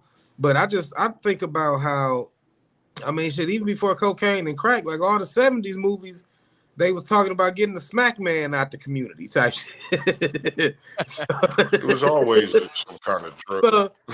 So yeah, but there was a dope ass documentary. Like I always like history. So there was a documentary on the History Channel how it was talking about how a lot of black people even got introduced to cocaine. And it was back in the day when cocaine was legal. A lot of shipyards used to give it to their dock workers because it suppressed their appetite so that they didn't have to go on lunch, and it made them more efficient. Probably. Okay. Hey, kept them up too, probably. They probably worked a lot more hours. Yeah, they would. And it was a lot of the drugs that's illegal now that we get shook down for, they started out available and legal, but then down the line they became criminalized while people were already addicted to it. Hey, Rail, to that statement, I will say, you know why they call it Coca-Cola, don't you? Oh yeah, because it was in the soda. They used to put cocaine in it. That's why they called it Coca-Cola. So, I mean, yeah, man. I heard if Dion quotes Hey, Nixon as and saying that, hey, and which that I know shit to was be gonna a come no matter accurate what. quote that Nixon did say, it puts it in a better context for me, as opposed to saying he said, well, we gonna get a drug to the nigga. Like I don't like that kind of reframing. So if you Nixon did make that statement, and that is racist. But did he leave it on the note? Because I believe he left the office because he got in some shit and had to resign. Did he leave a note for Reagan? And it went through 2 presidents, and Reagan said, you know what, I'm finna pick up where Tricky Dick left off. I don't know that was the case. If we talk about Reagan being president of governor of California for many years, and watching the gang culture rise and passing these gun laws because the Black Panthers went to the Capitol in Sacramento, I believe, with guns. And so Reagan had been watching a lot of craziness going on in California. You get to the 80s, by the time he gets in and the cocaine is starting to get to the gang members, now you got a gang member, you have a gang violence epidemic going on as well. So did Reagan start the Crips and the Bloods? We talk about guns showing up in the ghetto. Coincidentally, we know that the CIA and the FBI have conspired to do all kinds of crazy things to us. I'm not at all I understand what he meant, but I was talking about more what he said. And so he said Nixon started it and Reagan Hey, finished it. I don't think it mattered who was president. Cocaine was coming anyway. I think that It was shit on was the over their horizon. head. It was the Exactly. So that next shit big don't even thing. matter. Yeah, because all of a sudden now you got planes, trains, and automobiles. And so it's easier to get it in places as opposed to when you had to take it on the back of a mule. So, yeah, and private citizens flying airplanes. You know what? Let's go down to South America and come on back. I mean, watch Cocaine Cowboys with the white boy pilots. He says, how do you he said Auntie Maxine Waters. Yeah, Maxine Waters was her name. Yeah, I know I had talked about culture vultures. And so like we got these with our culture, we have all these white people, and once again, I don't hate them, but I see how they move. They get into our culture and we accept them with open arms. That's why I said you can't say all of us hate white people. And what do? They turn around and all of a sudden overstep their boundaries. We've seen this with many of them. DJ Vlad, what's the actor boy name? Michael Rappaport. We have now Adam 22. We have all kinds of white people who are in our culture now that say they talk about black stuff. So we call them culture vultures. And people say, well, what's the danger? Why is that bad? Because now we have a rapper by the name, well, I don't even know, he's not a rapper anymore, but Kid Rock, who started out as a rapper with Ice-T back in the days in the Syndicate. And his rap career didn't go anywhere. So he became this kind of conservative rock and roll dude. And so now this dude is off the chain racist MAGA supporter. And all he do is talk shit about minorities. And at one point, though, when he was hanging around, when he had his flat top and he was trying to rap wearing a gold chain, we was like, come on in. This is the damage of having them around our culture because they get a little too comfortable. Michael Rappaport, who did the Tribe Called Quest documentary, and he feels like he's well versed to speak on hip hop and all this stuff. But these are culture vultures. And this is why we always say, like, we gotta build a fence around our culture. We have to start keeping it in-house. I know it means less pictures, photo ops with famous white people and going to their events, because we believe you ain't stunting until you stunt at the Grammys or at the what's the other one called? The Academy Awards. I'm at the gala. I'm at the Met Gala and all of we feel so good when we can go to they shit. But I think we have to build a fence around our culture. We got to stop supporting culture vultures. Vlad just was crazy because he was trying to talk about the Kendrick Lamar battle, and some sister who is a professor at Harvard said, this is black people business. He's like, I'm telling your boss. Oh, because I'm white. I wonder how your boss is at Harvard. He went and done and seen that she works at Harvard. Yeah, I'm going to be sending an email to your employers on Monday. And everybody's like, what? You see, he went full white boy. Well, he's been a white boy the whole time. And there's been individuals who tried to warn you about him, Lord Jamar, Godfrey, and others, when he had his whole blow up with the minister. So watch out for culture vultures. I'm not saying there are some white people who generally love our music, love how we dress, love how we talk. Because I think Gary Owen, who's been married to a black woman and has half black children, I think he has a unique perspective, and he sometimes will speak, but it seems like he does a good job of keeping the boundaries set. But every now and then, what I didn't like about his stand-up before was that all the jokes were centered around the fact that he's married to a black woman. I'm like, okay, well, do you got any other jokes? I wouldn't call him a culture vulture necessarily, but there are a lot of them that are just kind of hanging around. So let's be careful, man. Let's share what we want to share and keep what we need to keep to ourselves. That's all I'm saying about that whole. Because I watch Vlad and I watch him egging people on, and I've never really watched at a No Jumper, and it's gotten dysfunctional. Somebody got shot, and then he's having all these gang members, and it was just this perpetuation of all the negative shit about black people that you want to see. And I guess now he's canceled a lot of shows and fired his entire staff because he was just employing straight criminals, giving them weed, giving them liquor. Okay, let's do a show. People fighting, people getting threatened. So somebody finally got shot, so he shut it down. This is a white dude. So now what he's going to do is he used them to get to the top. Now he's going to use his whiteness to extend his platform, and they're going to be cut off. This is what culture vultures do. When hip-hop finally stands on Vlad's neck like it should, he'll have a late-night TV show. He'll be a bigger celebrity than he ever was. Right now, white people look at him as like wading in the mud. You playing in the mud. You're doing nigger business. When you want to do real journalism, when you want to be a real entity, come deal with us. So when he shake all the niggas, then he can exercise his whiteness. So I'm always aware of culture vultures, man. I've always been a little leery of people who be trying to hang around us. You know, next thing you know, the way he dresses changes. You know, all of a sudden he talk differently now. You know, next thing you know, this white boy got him a black woman. You brought his ass here. You brought him here. It's your fault. Jesse Perry said, racist white supremacy, RWS, is the biggest religion that is not a religion. However, it is the biggest religion in the world. I thought Catholicism was, or even Islam. I didn't know that was that big. But yeah, man, I can't stand the culture vultures. Do you ever watch Vlad Kamar? Mm-hmm. Well, Okay. I used to. Okay. His tone is always a little. He seems a little Brody when he talk about black people issues. Sometimes I'm like, yo, you acting like you know, like you don't know shit. I'll be around a lot of rappers. Right. I've been on a lot of shows. I'm like, dude, so what? You can go to every concert you want for the next 20 years. You still won't be black. Stop it. But you know, I guess they say what they say, imitation is the greatest form of flattery. Jesse says it's an ideology that has permeated the people of this planet. John Wayne said white supremacy is a belief that white people are superior, and many believe it. Well, yeah, I don't know how you could deny that they believe that. And John Wayne, what an ass, right? Have you ever read that Playboy interview with John Wayne in the early 70s? Man, that old cracker was on some shit. He must have already had the cancer.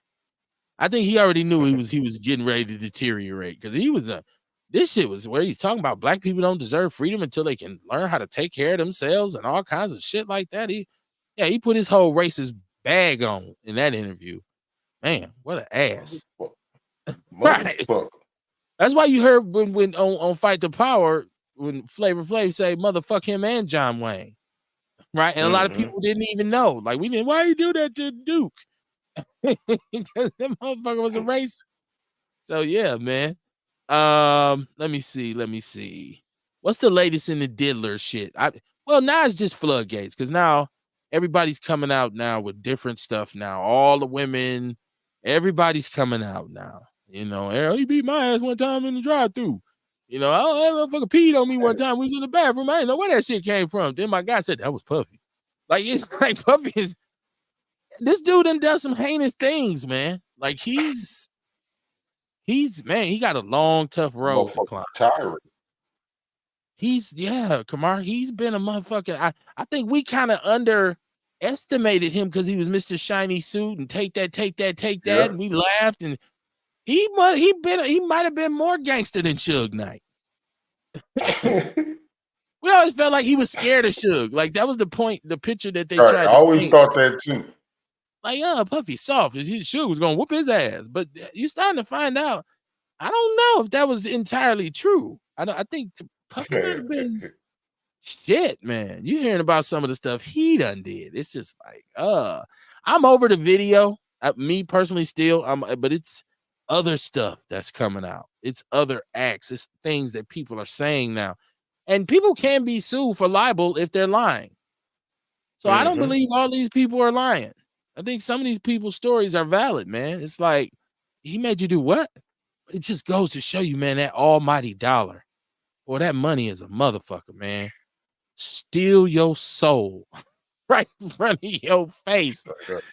And I don't think he really ever hid like how. I mean, I ain't gonna say he didn't hide like the most obscene shit, but I mean, there's a whole Dave Chappelle episode about him making them go get Cambodian breast milk that was based off of some real shit with that Making the Band. So we seen how he got. I mean, I think it just motherfuckers that have money and power. What they say, absolute power corrupts absolutely. So I mean, on Making the Band, you kind of seen how his power was, or his power tripping was. But then also, to me, I like the movie called Get Him to the Greek, and he played a person named Sergio. And to me, this ain't no different than Sergio. Like, he's always been himself in front of the camera and off the camera to me.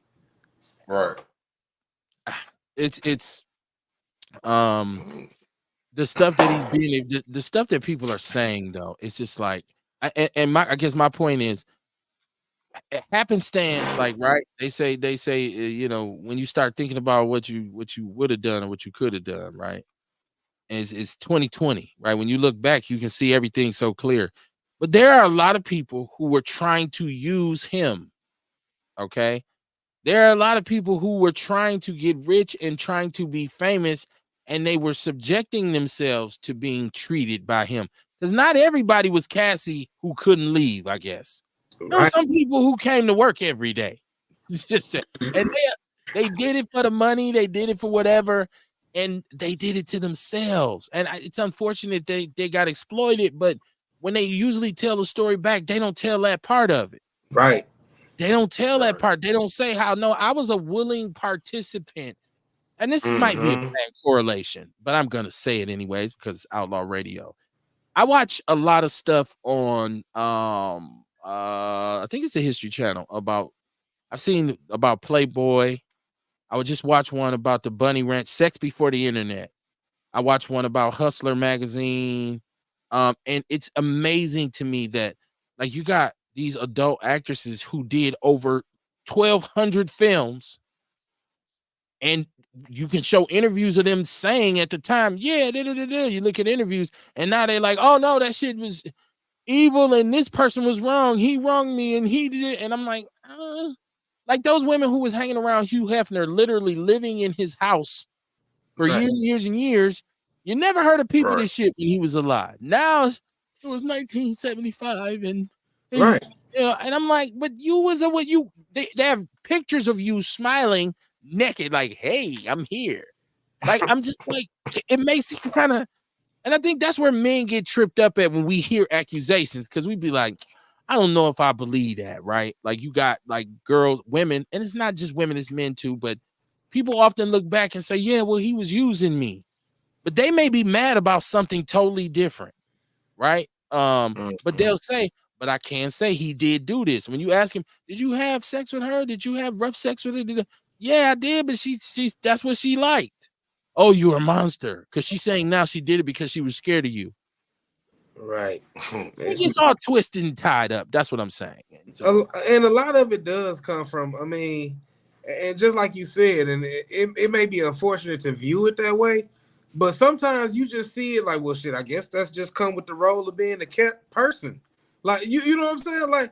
Like there is a such thing as kept people. You know, so a lot of times they may even subject themselves to that exploitation, because with that exploitation came privilege, came you know, being a part of high society.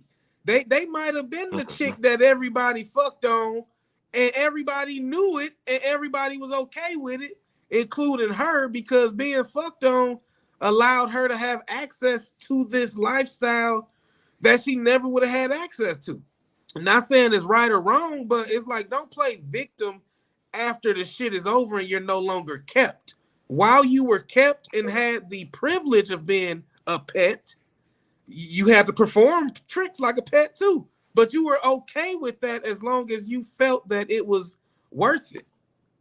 I'm hearing people saying, well, certain people catch people at certain times in their lives and they take advantage of them. And this is what a true predator does. And, you shouldn't prey on people. But I'm like, and without trying to sound callous and being callous at the same time, you knew the job was dangerous when you took it, right? Like, you knew, hey, I'm doing this, that, and the third, and I want to be compensated for it. Now, did you meet some people who were about that business, who was making money, saying, no, I don't give a fuck about what they do to you. I'm just here to video it and sell it. Right? I think they hear about these parties before they go. Same way we was talking about Bill Cosby and the parties and the drugs that was going on at those parties.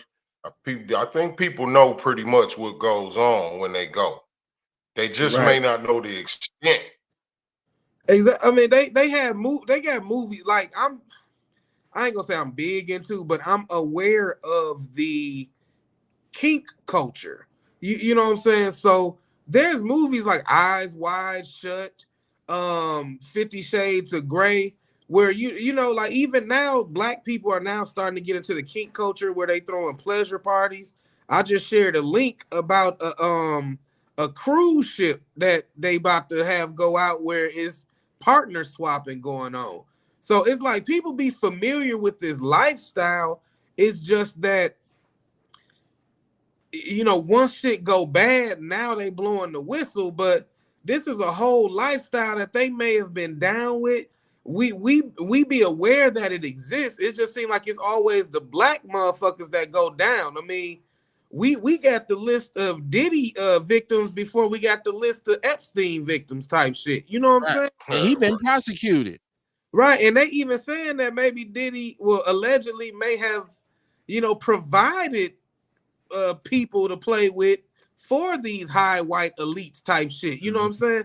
But it's always, I think what irritates me the most is that we be aware of shit, but the outrage doesn't come until the internet tell you to be upset. Like, even with the whole R. Kelly shit, people seen the video back in 2000, but it wasn't until it was a documentary about how he treated people were mad at how he treated grown kept women more than they were mad about the video back in 2000, but it's because the internet told him to be.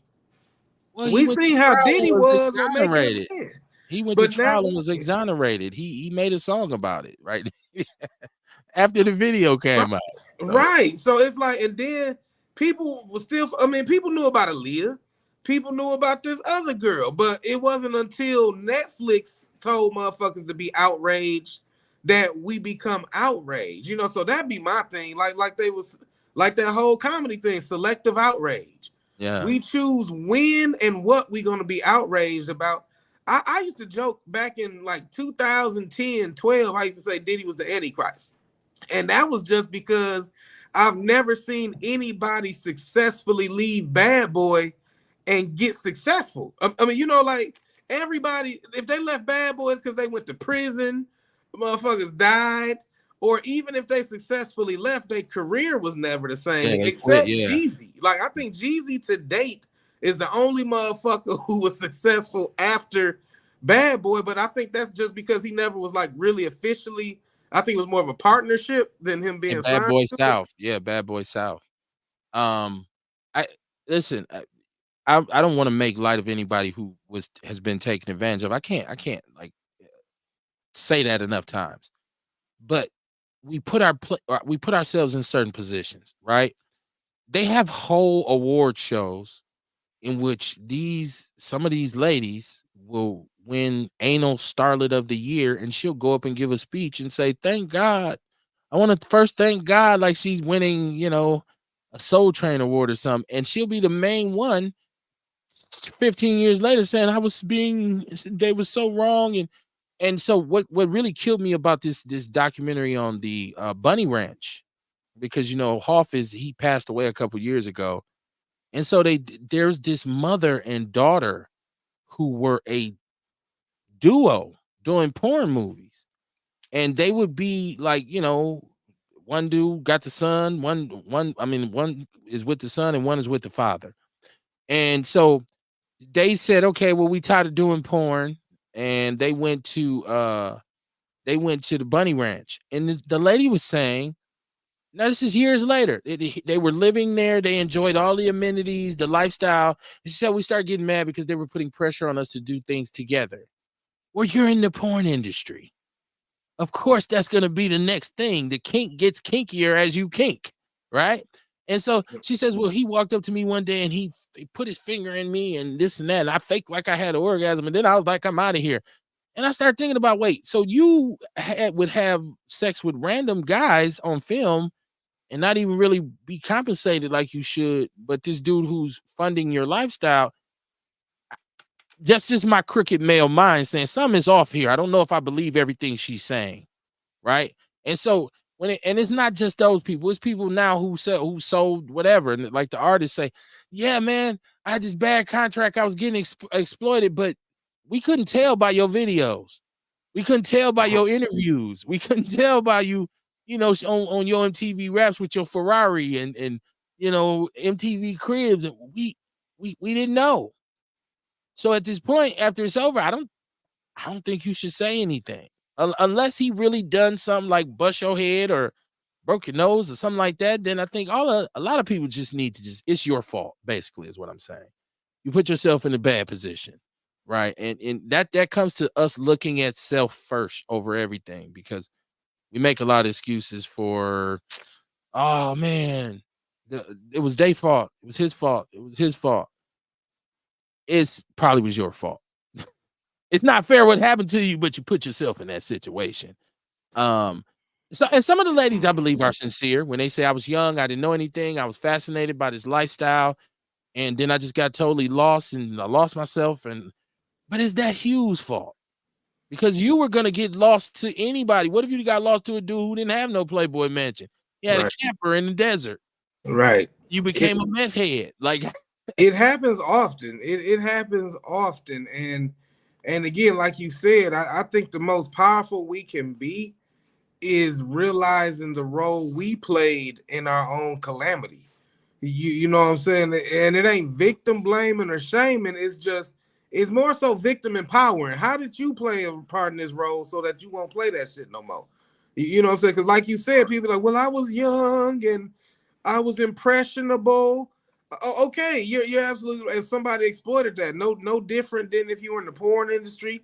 No different, hell, if you was working a job and they had you working exorbitant hours for low prices. Like when you're ignorant or exploitable, somebody is going to exploit you. You know what I'm saying? So now it's for you to identify how that happened and not do it anymore. I mean, and it's no different than guys who, I used to hear niggas always bitching about how nice guys finish last.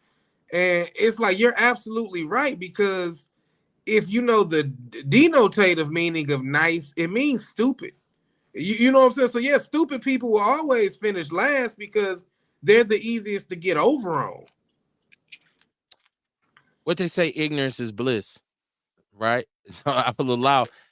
I love the narrative of Kamar saying, we sat back in the days on the block in the most dangerous situations, in the most shadiest of consequences.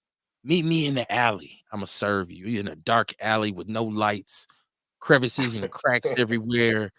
Anything could have happened to you. Police hiding, undercovers out there, and we were still like, shit, I'm gonna get this money. we were making that choice, and then we look back and say, I was exploited. The government, I didn't bring that shit in here. But you chose to, be the low level player. Because if you really the Right. Either curb way it go, you server make a is choice. curb serving is the Dion said mailroom. earlier. Dion earlier said like maybe they could. I mean, and it's an option, you know what I mean. But he said maybe they could give an option to go back to school or whatever. You know what I mean. But problem is they had that option already and they didn't want it. Well, They I only have gonna been go. They only gonna go to school now, so they don't go to jail. But then they still gonna have that same criminal mind. I happen to have experience in residential treatment working with adjudicated felons, teenage felons who had their first case and were in Lincoln Hills or in Wales, and they got their jail sentences. Um, they basically got out, and so they were adjudicated as felons. But you know, your juvenile record is sealed. I worked with a lot of them. It was a lot of them. It was their first time offending. I wouldn't. I'm not even proud of the recidivism of the kids who went through this program, in which we gave them options to do all of that stuff he talked about. We set them up at Watertown Plank Road School. We gave them therapists, family therapists. We gave them mentors. We gave them trackers to make sure they was in school, and they lived on Watertown Plank Road, right? So a lot of them got out and was back in with a bunch of other crimes within a week. They weren't accepting the alternatives, is what I'm trying to tell you. I used to take Right. kids to the Bucks game, to the Brewers game, to Summerfest, to State Fair. We had free tickets for everything. Take them out on the weekend. Show them a good time. Be a good role model. Be a good group leader. We had them playing basketball in rec leagues and stuff. You know what? We had a rec league where we were competing with different group homes, and guess what happened? They started fighting. 2, 3 motherfuckers got knocked out. Police, sheriff deputies had to come, so he couldn't play basketball anymore. So I'm saying that was being offered to kids. That was being offered to people. They were getting in there, and we were sitting them down saying, okay, up to this point, your life been fucked up, and you're not necessarily the reason why. You come from a bad situation. You come from a bad community. Your family's in trouble. We'll give you all the help you need. Granted, it was only until they turned 18 and can go into the adult system, but we gave them those alternatives once they were caught, and we still ended up. I could say about 5 to 7 of them have been murdered that came through that program during the time I was there. They are deceased. So, and these are kids that I would sit with and talk to on a daily basis. Shout out to my homeboy Taco Sword, off ATK. We used to sit there. And Taco was really, he's religious. He was really into trying his best to mentor them kids. He gets letters from them now, those who have gone on to do football numbers. And he's always saying, KB, you remember such and such and such who was on Focus with us? And I'm like, nah, I don't remember him. Well, he was this, that, and whatever. But man, he wrote me a letter the other day. And he said on there he should have listened to the stuff we was trying to tell him when he was, you know what I'm saying? So that stuff has been, it's been done. It's being done right now. Hell, we're crying right now because kids are offending and they're getting a slap on the wrist. They're getting opportunities to Right. go to school and they commit crimes with the bracelet on. So Remember that once Kill Boy? Remember that Kill Boy video on YouTube? That's what they was talking about. Like shit, that ain't nothing. We get right back out. right. So once again, we don't have an They answer don't to give a Kamar's fuck. question They of get right what back are we out. supposed to do with them? Where are they supposed to go? What do we do with them? Lock them up. Right. Lock them up. What do we Lock them do? up. We the I only got ones with solutions, Kev. We the only ones with a solution. we the only What do ones we who can do? articulate one. Do So we far. do we do you know do we protect the community or do we protect the criminal? Yeah, man. 2 for 35 or 35 for 2. Which better? Which is better? Right. I just seen this clip of at Hartford University School over on the east side by UWM, where there 2 teenagers were allowed to get into school, a 16 and a 17-year-old, take a 10-year-old student out the class, take him to the stairwell, I believe, and beat him down until he had a concussion, till he ended up with a concussion.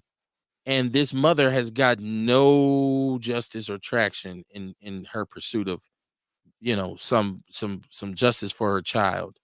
And even I didn't understand it because I seen the principal. I seen the principal and the staff at the school they've been mean to her. Like they've been, there's animosity towards her for calling saying, hey, because they said we got the video footage, but you can't see it. Like it's all this cold approach with the police, nobody's expressing to her like, yo, this shouldn't happen. Two teenagers go and can walk into school. This is MPS this is how it goes. And this is what parents get. As I always hear, well, the parents ain't involved enough in the education.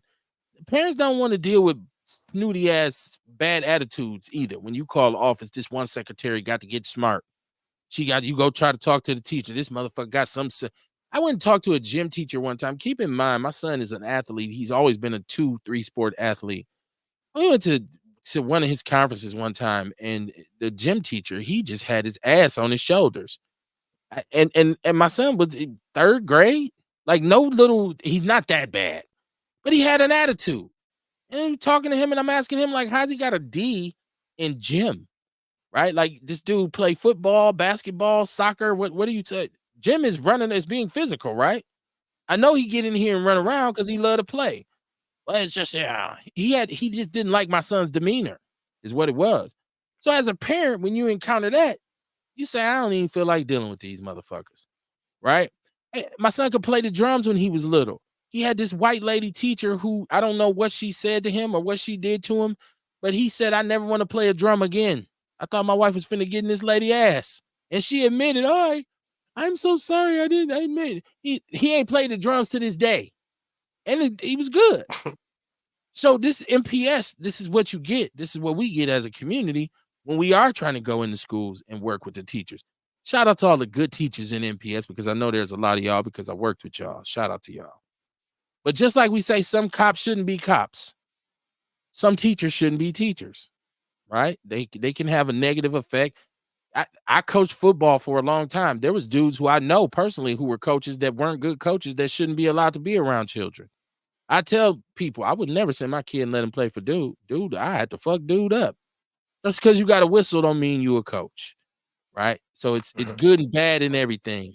I didn't want to use the pleasure and pain thing for football because that would have sounded kind of diddlerish. But I already said playing football was pleasure and pain, Kamar. So I don't know. I don't know where I'm gonna end up at after people hear the show. But yeah, man, I was pissed about that. Think about if you got that call, Kamar, and they said, somehow, some way, 2 teenagers was able to get into the school and take your baby girl. 2 teenage girls was able to get in the school and take your baby girl and punch her in the face and hold her and let other kids hit her. Because I guess this kid had gotten into it with a kid in his class, so he called his older cousins. I'm sure he ended up, one of those children probably ended up letting them in. But are you that lax with security that somebody can walk off the street and get a 10-year-old out the classroom? Wouldn't you be pissed, right, Kamar? I'd be very pissed. And especially if they was acting like they didn't want to talk to you about it, or like you didn't have the right to ask questions. I'll find out who's in charge of keeping the track, who's in charge of who comes through that door. That's right. You know what I mean? That's what I want to know. Who's in charge of that? Because every school I'd have been to, you got to get buzzed in. You know what I mean? And it's usually somebody that can see the door, somebody close by that door. So can't nobody just come in. So I want to know who's in charge of watching that door, or who was supposed to be sitting at that station watching that door, because that's what I got a problem with. And how did the 10-year-old leave the class? I'm not letting no student out unless it's his parents. These my cousins. Okay, well, no, you ain't going with them. Well, they come to get me. First of all, if they was coming to pick you up, they would have to have gone through the office. They would have called you and said his cousins are here, and they checked to see if your name is on the contact list. So yeah, it's a ball was dropped, but I'm like, my thing is more or less like how you treating the mother like she made a mistake, right? Like, go ahead and help this lady get this thing taken care of. But I know it's like legalities, and I know that somebody's probably going to get sued. If I was her, I would definitely sue. I would have a lawsuit very large against MPS because, and I would laugh instead of her showing her entire ass and fuck all y'all. I'm gonna beat your ass. Just send your lawyer back. Like, I'm here to serve you guys paper. Here you go. I'm from Schwarzwich, Rorschach, and Weinstein. Once you get them involved, you're gonna get a check. Don't drop the ball, make the call. Ain't that what that old ass rich white man be saying? Don't drop the ball. I Yeah, think he don't even make the man, call. right, rich ass. I'm in the spirit of us just going back to back bumbles. We don't even have to stay on because we talked about so much.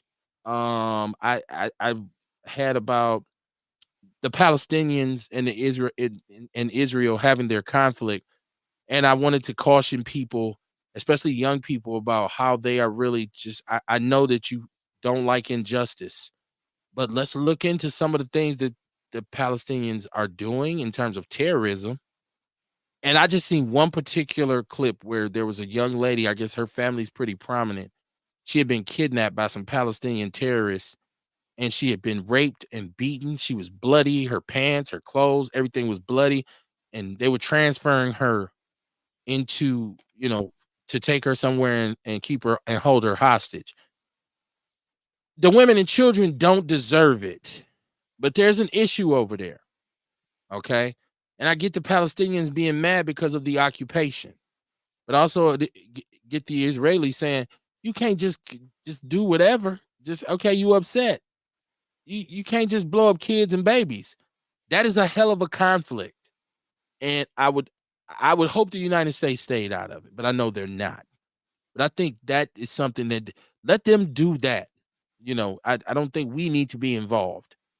But I'm not a politician. I'm not a policymaker. I'm not a diplomat. I'm speaking from the perspective of this is a deeply rooted hostile conflict. I think one of the things that makes us look bad is that we support Israel so much. They have a lot of advanced equipment because of us. They have a lot of military might because of us. They have a lot of economic power because of us. And so it's almost like who always says that Ernest, you grin, you in, right? Mhm. So I was going to talk about that because I see so many young college students. I told you about them white kids getting their head knocked. Dion said that's just what the media is showing. So that's not happening. I believe what set this off was a terrorist attack, and there were some hostages taken. Hundreds of lives were lost. I think that's what set this You off. never know, man. You supposedly what set off World War II was the bombing of Pearl Harbor, but then now you find out that the U.S. was aware that the shit was gonna go on. They just needed a reason for the Americans to get behind their involvement. You know what I'm saying? So I think Malcolm X said if you're not careful, the media will have you thinking, having you a cheer for the oppressor and not care about the person who being oppressed type shit. So we got to understand there's only a few companies that control our media, and the majority of them, if you dig deep enough, will probably be of a particular demographic that would need to share. Rhymes with tight. They need you to be like, oh well, Hamas is so horrible. But I mean, when you even dig back deeper and shit and see how they even began to occupy that area, or it get real sticky and wild and shit, and then you got to be careful what you say so you're not labeled as an anti whichever that doesn't really exist.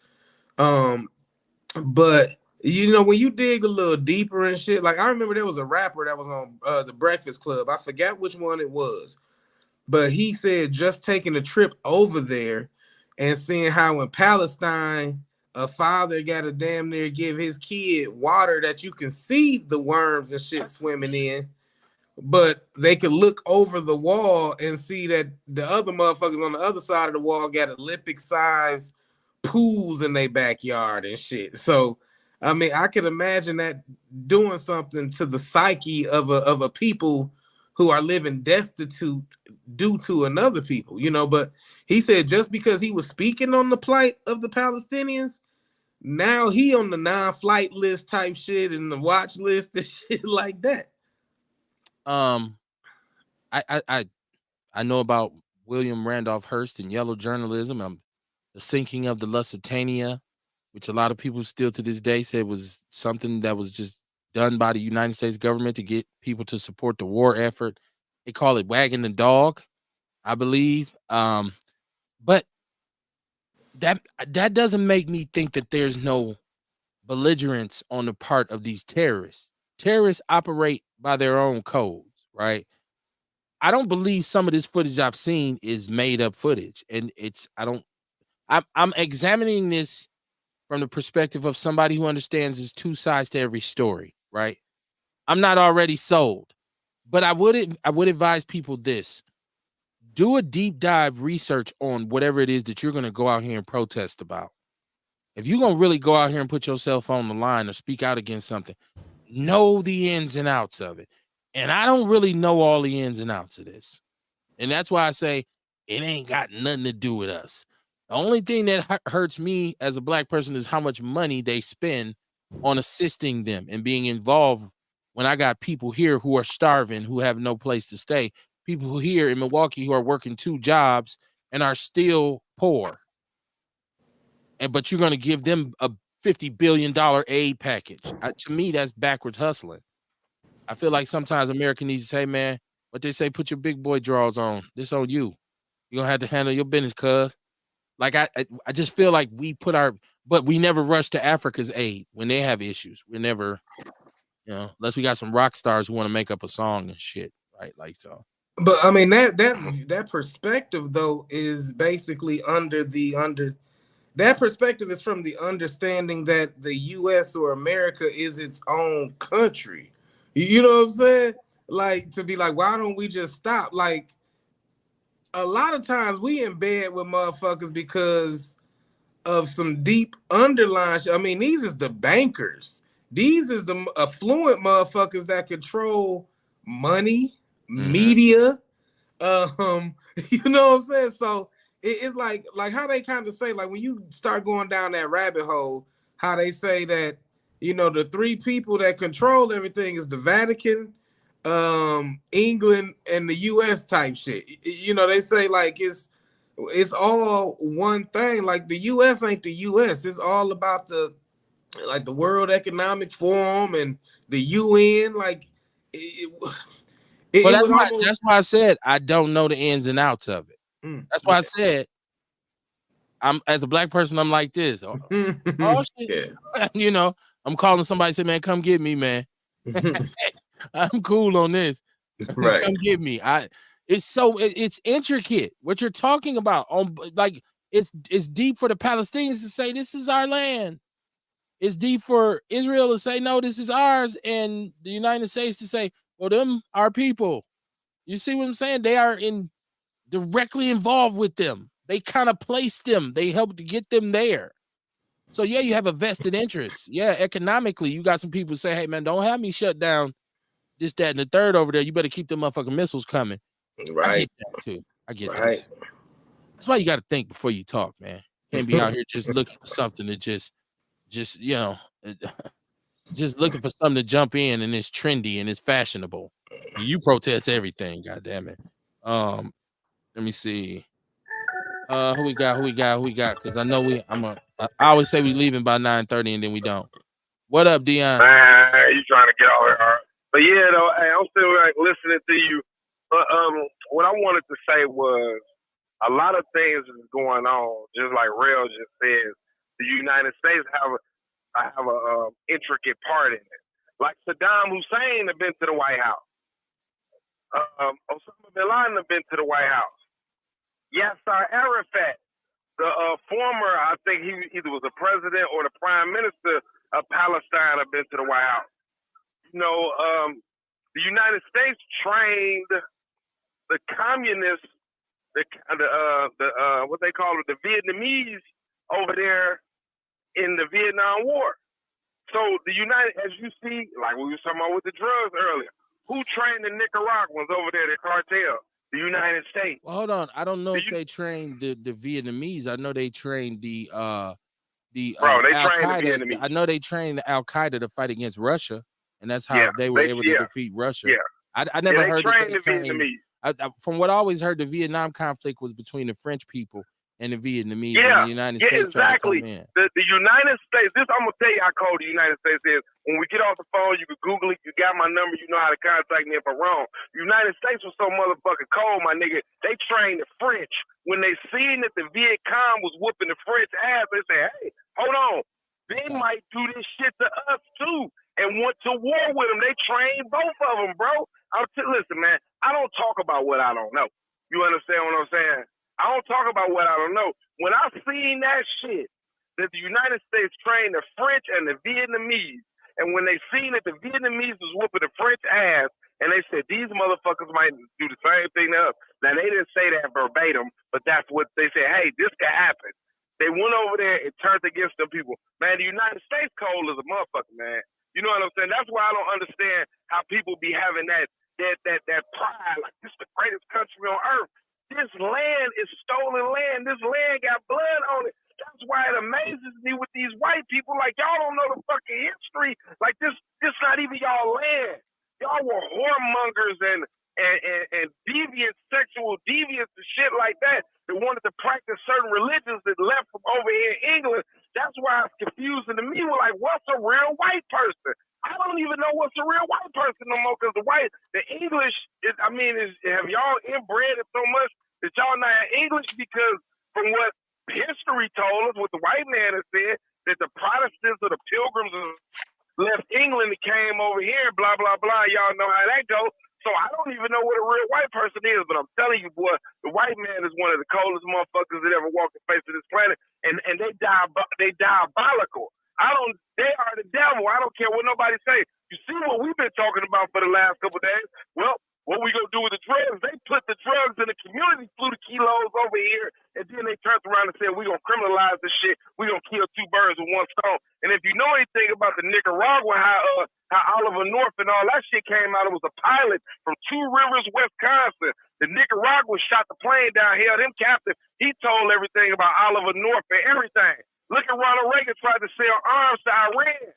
Now, me and you try to sell arms to Iran, nigga, that's treason and we'll be murdered. But they looked at this man as a hero. So that's why I don't respect this shit, man. You understand what I'm saying? Where you want to live? You moving out the country? It ain't about don't be sarcastic. Where you want to know? Where you want to go? You said you hate the country. It ain't about you hate the country. You don't like living here. It's not about me moving. Why would you stay somewhere that you hate so much? I don't listen. It's not about me moving. I'm over here. I'm going to stay over here. I don't want to go no motherfucker. And if I could go somewhere else, I'm going to keep it real with you, my nigga. I go to Afghanistan. Because the pictures they showed us of Afghanistan, just like they showed us pictures of Africa, they don't show us the Appalachians in Kentucky. Nigga, I go down south a lot, and I go to Kentucky. Nigga, Kentucky look just like Africa. I would go live in Afghanistan. But listen, I'm not going nowhere. Okay, you just said, why do people say this is the greatest country in the world, and it's not? Well, hold on, and then say, but I wouldn't live nowhere else. It sounds like you think it's the great. I'm not I'm not going nowhere else. Well, if you hate it so much, why would you stay? Why would you stay? Listen, that's like a double-edged sword again. We're not gonna play that devil's advocate. You know, how is that devil's advocate? Country. Listen, you know this a bullshit ass country. I know that there's no place on this earth I'd rather live than America. How do we know that if we ain't never lived nowhere else? I said that's just like we sit up there and see this. You can't ask me a question and then give me the answer, Dion. You have to allow me to answer the question you asked me. All right, go ahead, Cam. Ooh, look at that motherfucker right there. I said, that looks like your car, Cam. You said you know that this is a bullshit ass country. First of all, there's no country that doesn't have some bullshit associated with it. From what I can determine, from what I know, that this is the best country to live in, as far as I'm concerned, because I'm a foundational. Hold on, I'm a foundational Black American. This is where we are at. This country made us, so I don't want to go live. I'm not moving to Afghanistan. So my question to you is, when you say I hate white people, I hate the way they got this country, I hate this country, then I'm like, okay, you moving to Canada, because you can move to Canada. You won't have to live here. Listen, I don't know what all that about. And I ain't gonna even really acknowledge that because I'm here. But I tell you this, like I said, It's a dirty ass country. It's a bullshit ass country. It The is. reason, you know what I'm saying? I can't say that. That's one reason why, like how we all sit up back and talk. I knew selling drugs was wrong, and I knew everything that I did was wrong. But I've been like this for a long time. Like I told you, my grandfather and them was sharecroppers. They was born in 1925. So I knew a lot of bullshit before so I always been kind of like anti-American. So one reason, because I had a chance to go to the military and all that shit, I never filed with selective services, none of that. I always been anti-government. Why would I want to fight for a country that's against me and never had my best interest in mind? Because you enjoy the benefits of tell it. us- You enjoy the Wait, benefits listen, of it. But Why would I no. fight for it? We But you can't- enjoy the benefits. We can't sit up here and be like, man. this is the greatest country. We can't sit up here and say this is the greatest country on earth because that's what they embedded in us and indoctrinate us. We don't know how them other people Well, it live in- definitely ain't the worst. Go I ahead, wanna It Kamar. definitely ain't the worst. Go ahead, Kamar. I'm sorry, I cut you off. No, I was just saying it definitely ain't the worst. It might not. We can't say it's the best. We can't say it's the worst. So you know what I mean. All I know is if I don't like something, I'm moving around. It If ain't I even ain't about happy, that. If I don't like something, If I'm I ain't moving around. happy around I don't somebody, feel like I'm moving away from them. I mean, I don't feel like that because I was look, brought here, dig and this, it right? is what What it we is. gonna do? You 'Cause wasn't look, what we born gonna here. do? You was Just- born here. Hold on, Kev. What we gonna do? We just gonna sit and complain all day about that shit that ain't gonna never get fixed, and we just gonna keep complaining about the shit? Or are we just gonna say, you know what, fuck that shit. I got my own agenda here I need to work on and keep it on chucking. You know what I mean? It's either I don't like think it we should- and move around, or you know what? I'm finna find a way past all this bullshit. Or I'm gonna die trying. I think we just You know? really be sharing information with a lot of things that people, because a lot of things that people really don't know. They're not knowledgeable of it. Like a person probably never knew that Saddam Hussein been to the White House. Person probably never knew Osama bin Laden been to that White House. So when we What that put mean? this information out here, people go research and look at it, they be like, damn. You know what I'm What saying? Like, damn, this is a fucked up country. You know, they had me thinking all along that the Muslims or the ragheads or whatever was my enemy, but that white man, when he ain't Hey, too far, Dion. he did something to me. Not this Arab was okay. Hey, Dion, you know it ain't uncommon for other leaders of other countries to come to the White House. That ain't uncommon. You know what I mean? They do it all the time. It don't matter which leader it is. They meet and they talk. They try to come up with a solution. That's what I'm saying. So it don't matter who came to the White House. That's what we see. We be worried about the wrong shit. Well, it does though, because check it out. I bet you didn't know that back in 66 or 67, that Richard Nixon invited Jeff Ford to the White House. You know what I'm saying? Jeff Ford to the White House. I bet you probably didn't know that the United States government. So now what? Wait, hold on. Let me finish. That the United States think this shit is not by coincidence, it's by design, and that's why I hate when people just be talking and they just. The United States government funded a lot of these. Listen, the United States government funded a lot of these. These gangs, these organizations. They gave Jeff Ford 300. I think it was either 550,000 or 375,000 to start TWO, which is the Woodline organization. They gave the disciples David Boxdale. See, that's what I'm saying. Doing we'll sit up here and be like, oh, this, that, and the other, but we don't know that these people designed this. And this is the end result of it, man. Who don't know that? This is the end result. We do know they designed it. What is you talking about?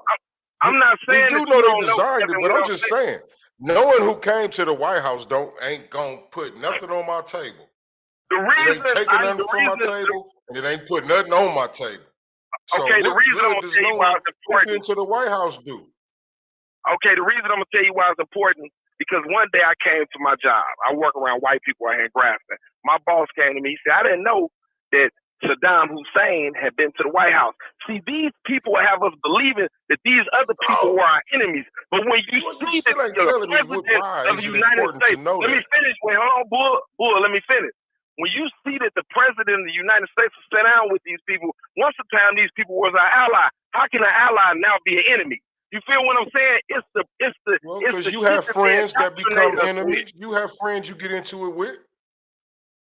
This shit happens all the time. We have friends and we get into it with them and they become an enemy. or something when we was young. I mean, this shit happens all the time. People come to the White House. They, you know what I mean? They could be enemies when they come to the White House. They come in to talk and figure out how they cannot be enemies or figure out how to come to some kind of compromise between this country and that country. I'm just saying it don't Mhm. knowing who came to the White House ain't gonna do us no good. Mhm. I feel you. I feel you. God damn it, this motherfucker in my way. I can't even make a left turn. But look, Ken said he wanted to get off early, and my gal just called me. So I'm going to let you guys go. But it's always love to have a conversation with you guys. All right, my brother. Peace. Yes, sir. Be Yes, safe, sir. be safe, be safe. Yes, sir. Yeah, listen. Shout out to Dion. Shout out to everybody who's in the know of history. History shows you that almost all great civilizations had these horrific things that they done in order to get power and keep power. Okay. I don't think there's a country that doesn't have blood on its hands. If there is one, let me know. Unless it's a third world country who never really posed any threats to anyone. I'm not ever gonna sit up and say America hasn't been one of the meanest dogs in this fight, because we have been. Fuck, they the shit, But they the terrorists. what I will say is, at this point right now, I don't want to live in no other country except for America. Maybe I'm the only black person that feels that way. I don't want to live in any other country. Have I been to all these countries? No. Do I want to go? No. If I have an issue that's so bad where I'm at, I probably move to another state before I move to another country. And the government does what the government does. That's the way it's always worked. I don't know, it's funny that we can be loyal to street organizations that have done crazy things, but you understand what I'm saying? Like we will get it, Yep. but we say the United States ain't shit. Well, yeah, so it Folks goes them and goes. ain't shit either. Pleasure and pain, man. Pleasure and pain. Weekend coming up, man. We did this double bubble, man. And this is new for some people, but I can remember, Kamar, we used to do, I believe, Monday and then Wednesday and Thursday. So we used to do like 3-4 like shows a that. week. And we did them live and in person. So this is just, this is just that's going back to where we were. But shout out to y'all, man, for rocking with us. Share the show, share the show, share the show. I love the get back. Meaning people might miss the show, but they'll go back and watch it, right? And they'll say, man, I missed it, but I watched it, and this is how I feel. So shout out to y'all as supporters. Kamar, what you got? I know next weekend will be the event. What you got coming up this week? This weekend I'll be at the Fondy Market. Saturday morning I'll be at the Fondy Market. Then from there I'm gonna be back at the House of Vitality the rest of the day. Saturday. Okay. I think everybody's gotten a head start on me with the gardening, but my baby girl. Oh yeah, and also check me out. I'll be on TMJ4 tonight. I was on there last night, and I'll be on there again tonight, man. Check that shit out. Yeah, shout out to you. But I think I'll get my garden in the ground over the next 2 weeks. So that's kind of like, I know my son's graduation is this week. So Saturday he graduates from high school. I have some family here. I wanted to just have a little kickback for him and his partners because he got a close group of friends that he's been down with, and most of them are positive, good young people. So I just wanted to throw something on the grill for them. So we're gonna really chillax this weekend. It's a holiday weekend, whether or not you believe in that or not. So Memorial Day, I don't know what you call it, but I call it me being off work, and that's Monday. So I'm gonna have a real, extended, cool, kickback, laid back weekend. And I'm almost prepared. I think I'm one microphone away from being totally ready for the next event, because I went and bought some different stuff. But that's easy. I'll get that. So I got all of that. So Real, what you got coming up? I'll be at the event June 1st, teaching emotional intelligence and having my books and hemp again. Also I've been just grinding out these children's books, man, teaching emotional intelligence and shit like that. So now I just gotta start illustrating them. So that's the goal right now, just seeing if I can put something out there that help the children, but also help the parent learn some shit as they read it to their children, because I think before we can make any major moves or make any true changes in our community, we have to have the emotional intelligence to have these hard discussions without being defensive or coming to blows, so that's always been my thing, help people get their mind right so that they can control their emotions long enough to receive information without becoming biased or ass hurt to the point where it falls on deaf ears. Okay. Sounds good. It sounds like it's gonna be a place to be, man. Y'all support. Once again, pray for my barber, Paul Cooper, man. Heinous act committed against him. I want him to come on. I want him to come on home, man, and eventually get back on his feet and do his thing again. Prayers to anybody who's lost anybody. I know a lot of people are dealing with a lot of grief. Depression is rampant in our community. This is a fact. Mental health is real. Drama, stress is real. The Diddy thing has shown us that people are being exploited every day, and not just by the celebrities, but by people in your neighborhood. It's somebody in your neighborhood right now being exploited, being abused, being hurt, right? Mental, physical, whatever, financial, however, exploited. The world is now and always has been a very dangerous place. That's what it comes down to. Regardless of what people say when they reminisce over these so-called quote unquote good old days, nobody's ever been able to really tell me when those good old days were, especially for foundational Black Americans. Well, I remember back in the days, it was so cool because we didn't have crack and we wasn't shooting each other. What year? 1955. They were still lynching us in the South. They were still spraying us with fire hoses. You still had redlining. You couldn't live here. You couldn't live there. Were those the good old days? Were those the good old days? Right? Like I said, man, the 90s was fun. I loved growing up in the 90s. The 90s was the shit. Culturally, artistically, me and my guys living life, but it was a dangerous time, especially for Black males. There was a lot going on. The early 2000s, the same way, up until this point now where we feel like we're this technological society that's advanced and we're experimenting with AI and, we got, but then you find out people are using the technology and the AI to do what? Still harm each other. Put myself on the app, I date you, you cut me up and distribute my body parts in the lake using the technology. We're not an advanced society. We're the same society. And we've always been. The nature of humans is to destroy each other. That's just what it's always been. Wars and wars and wars, right? You got conflict worldwide right now. Bombs, missiles, guns. It never stops. It's pleasure and it's pain. I'm going to have pleasure this weekend. I'm going to enjoy seeing my son walk across the stage. I'm going to enjoy my daughter being here. But I'm also going to be watching the news and people are going to get shot. People are going to get hit by cars, and there's going to be all kinds of heinous acts of assault and battery, and that's the pain. What I try to find is a balance so that I won't be overwhelmed by having too much fun or being too stressed out, right? That's why we call the show Pleasure and Pain, man.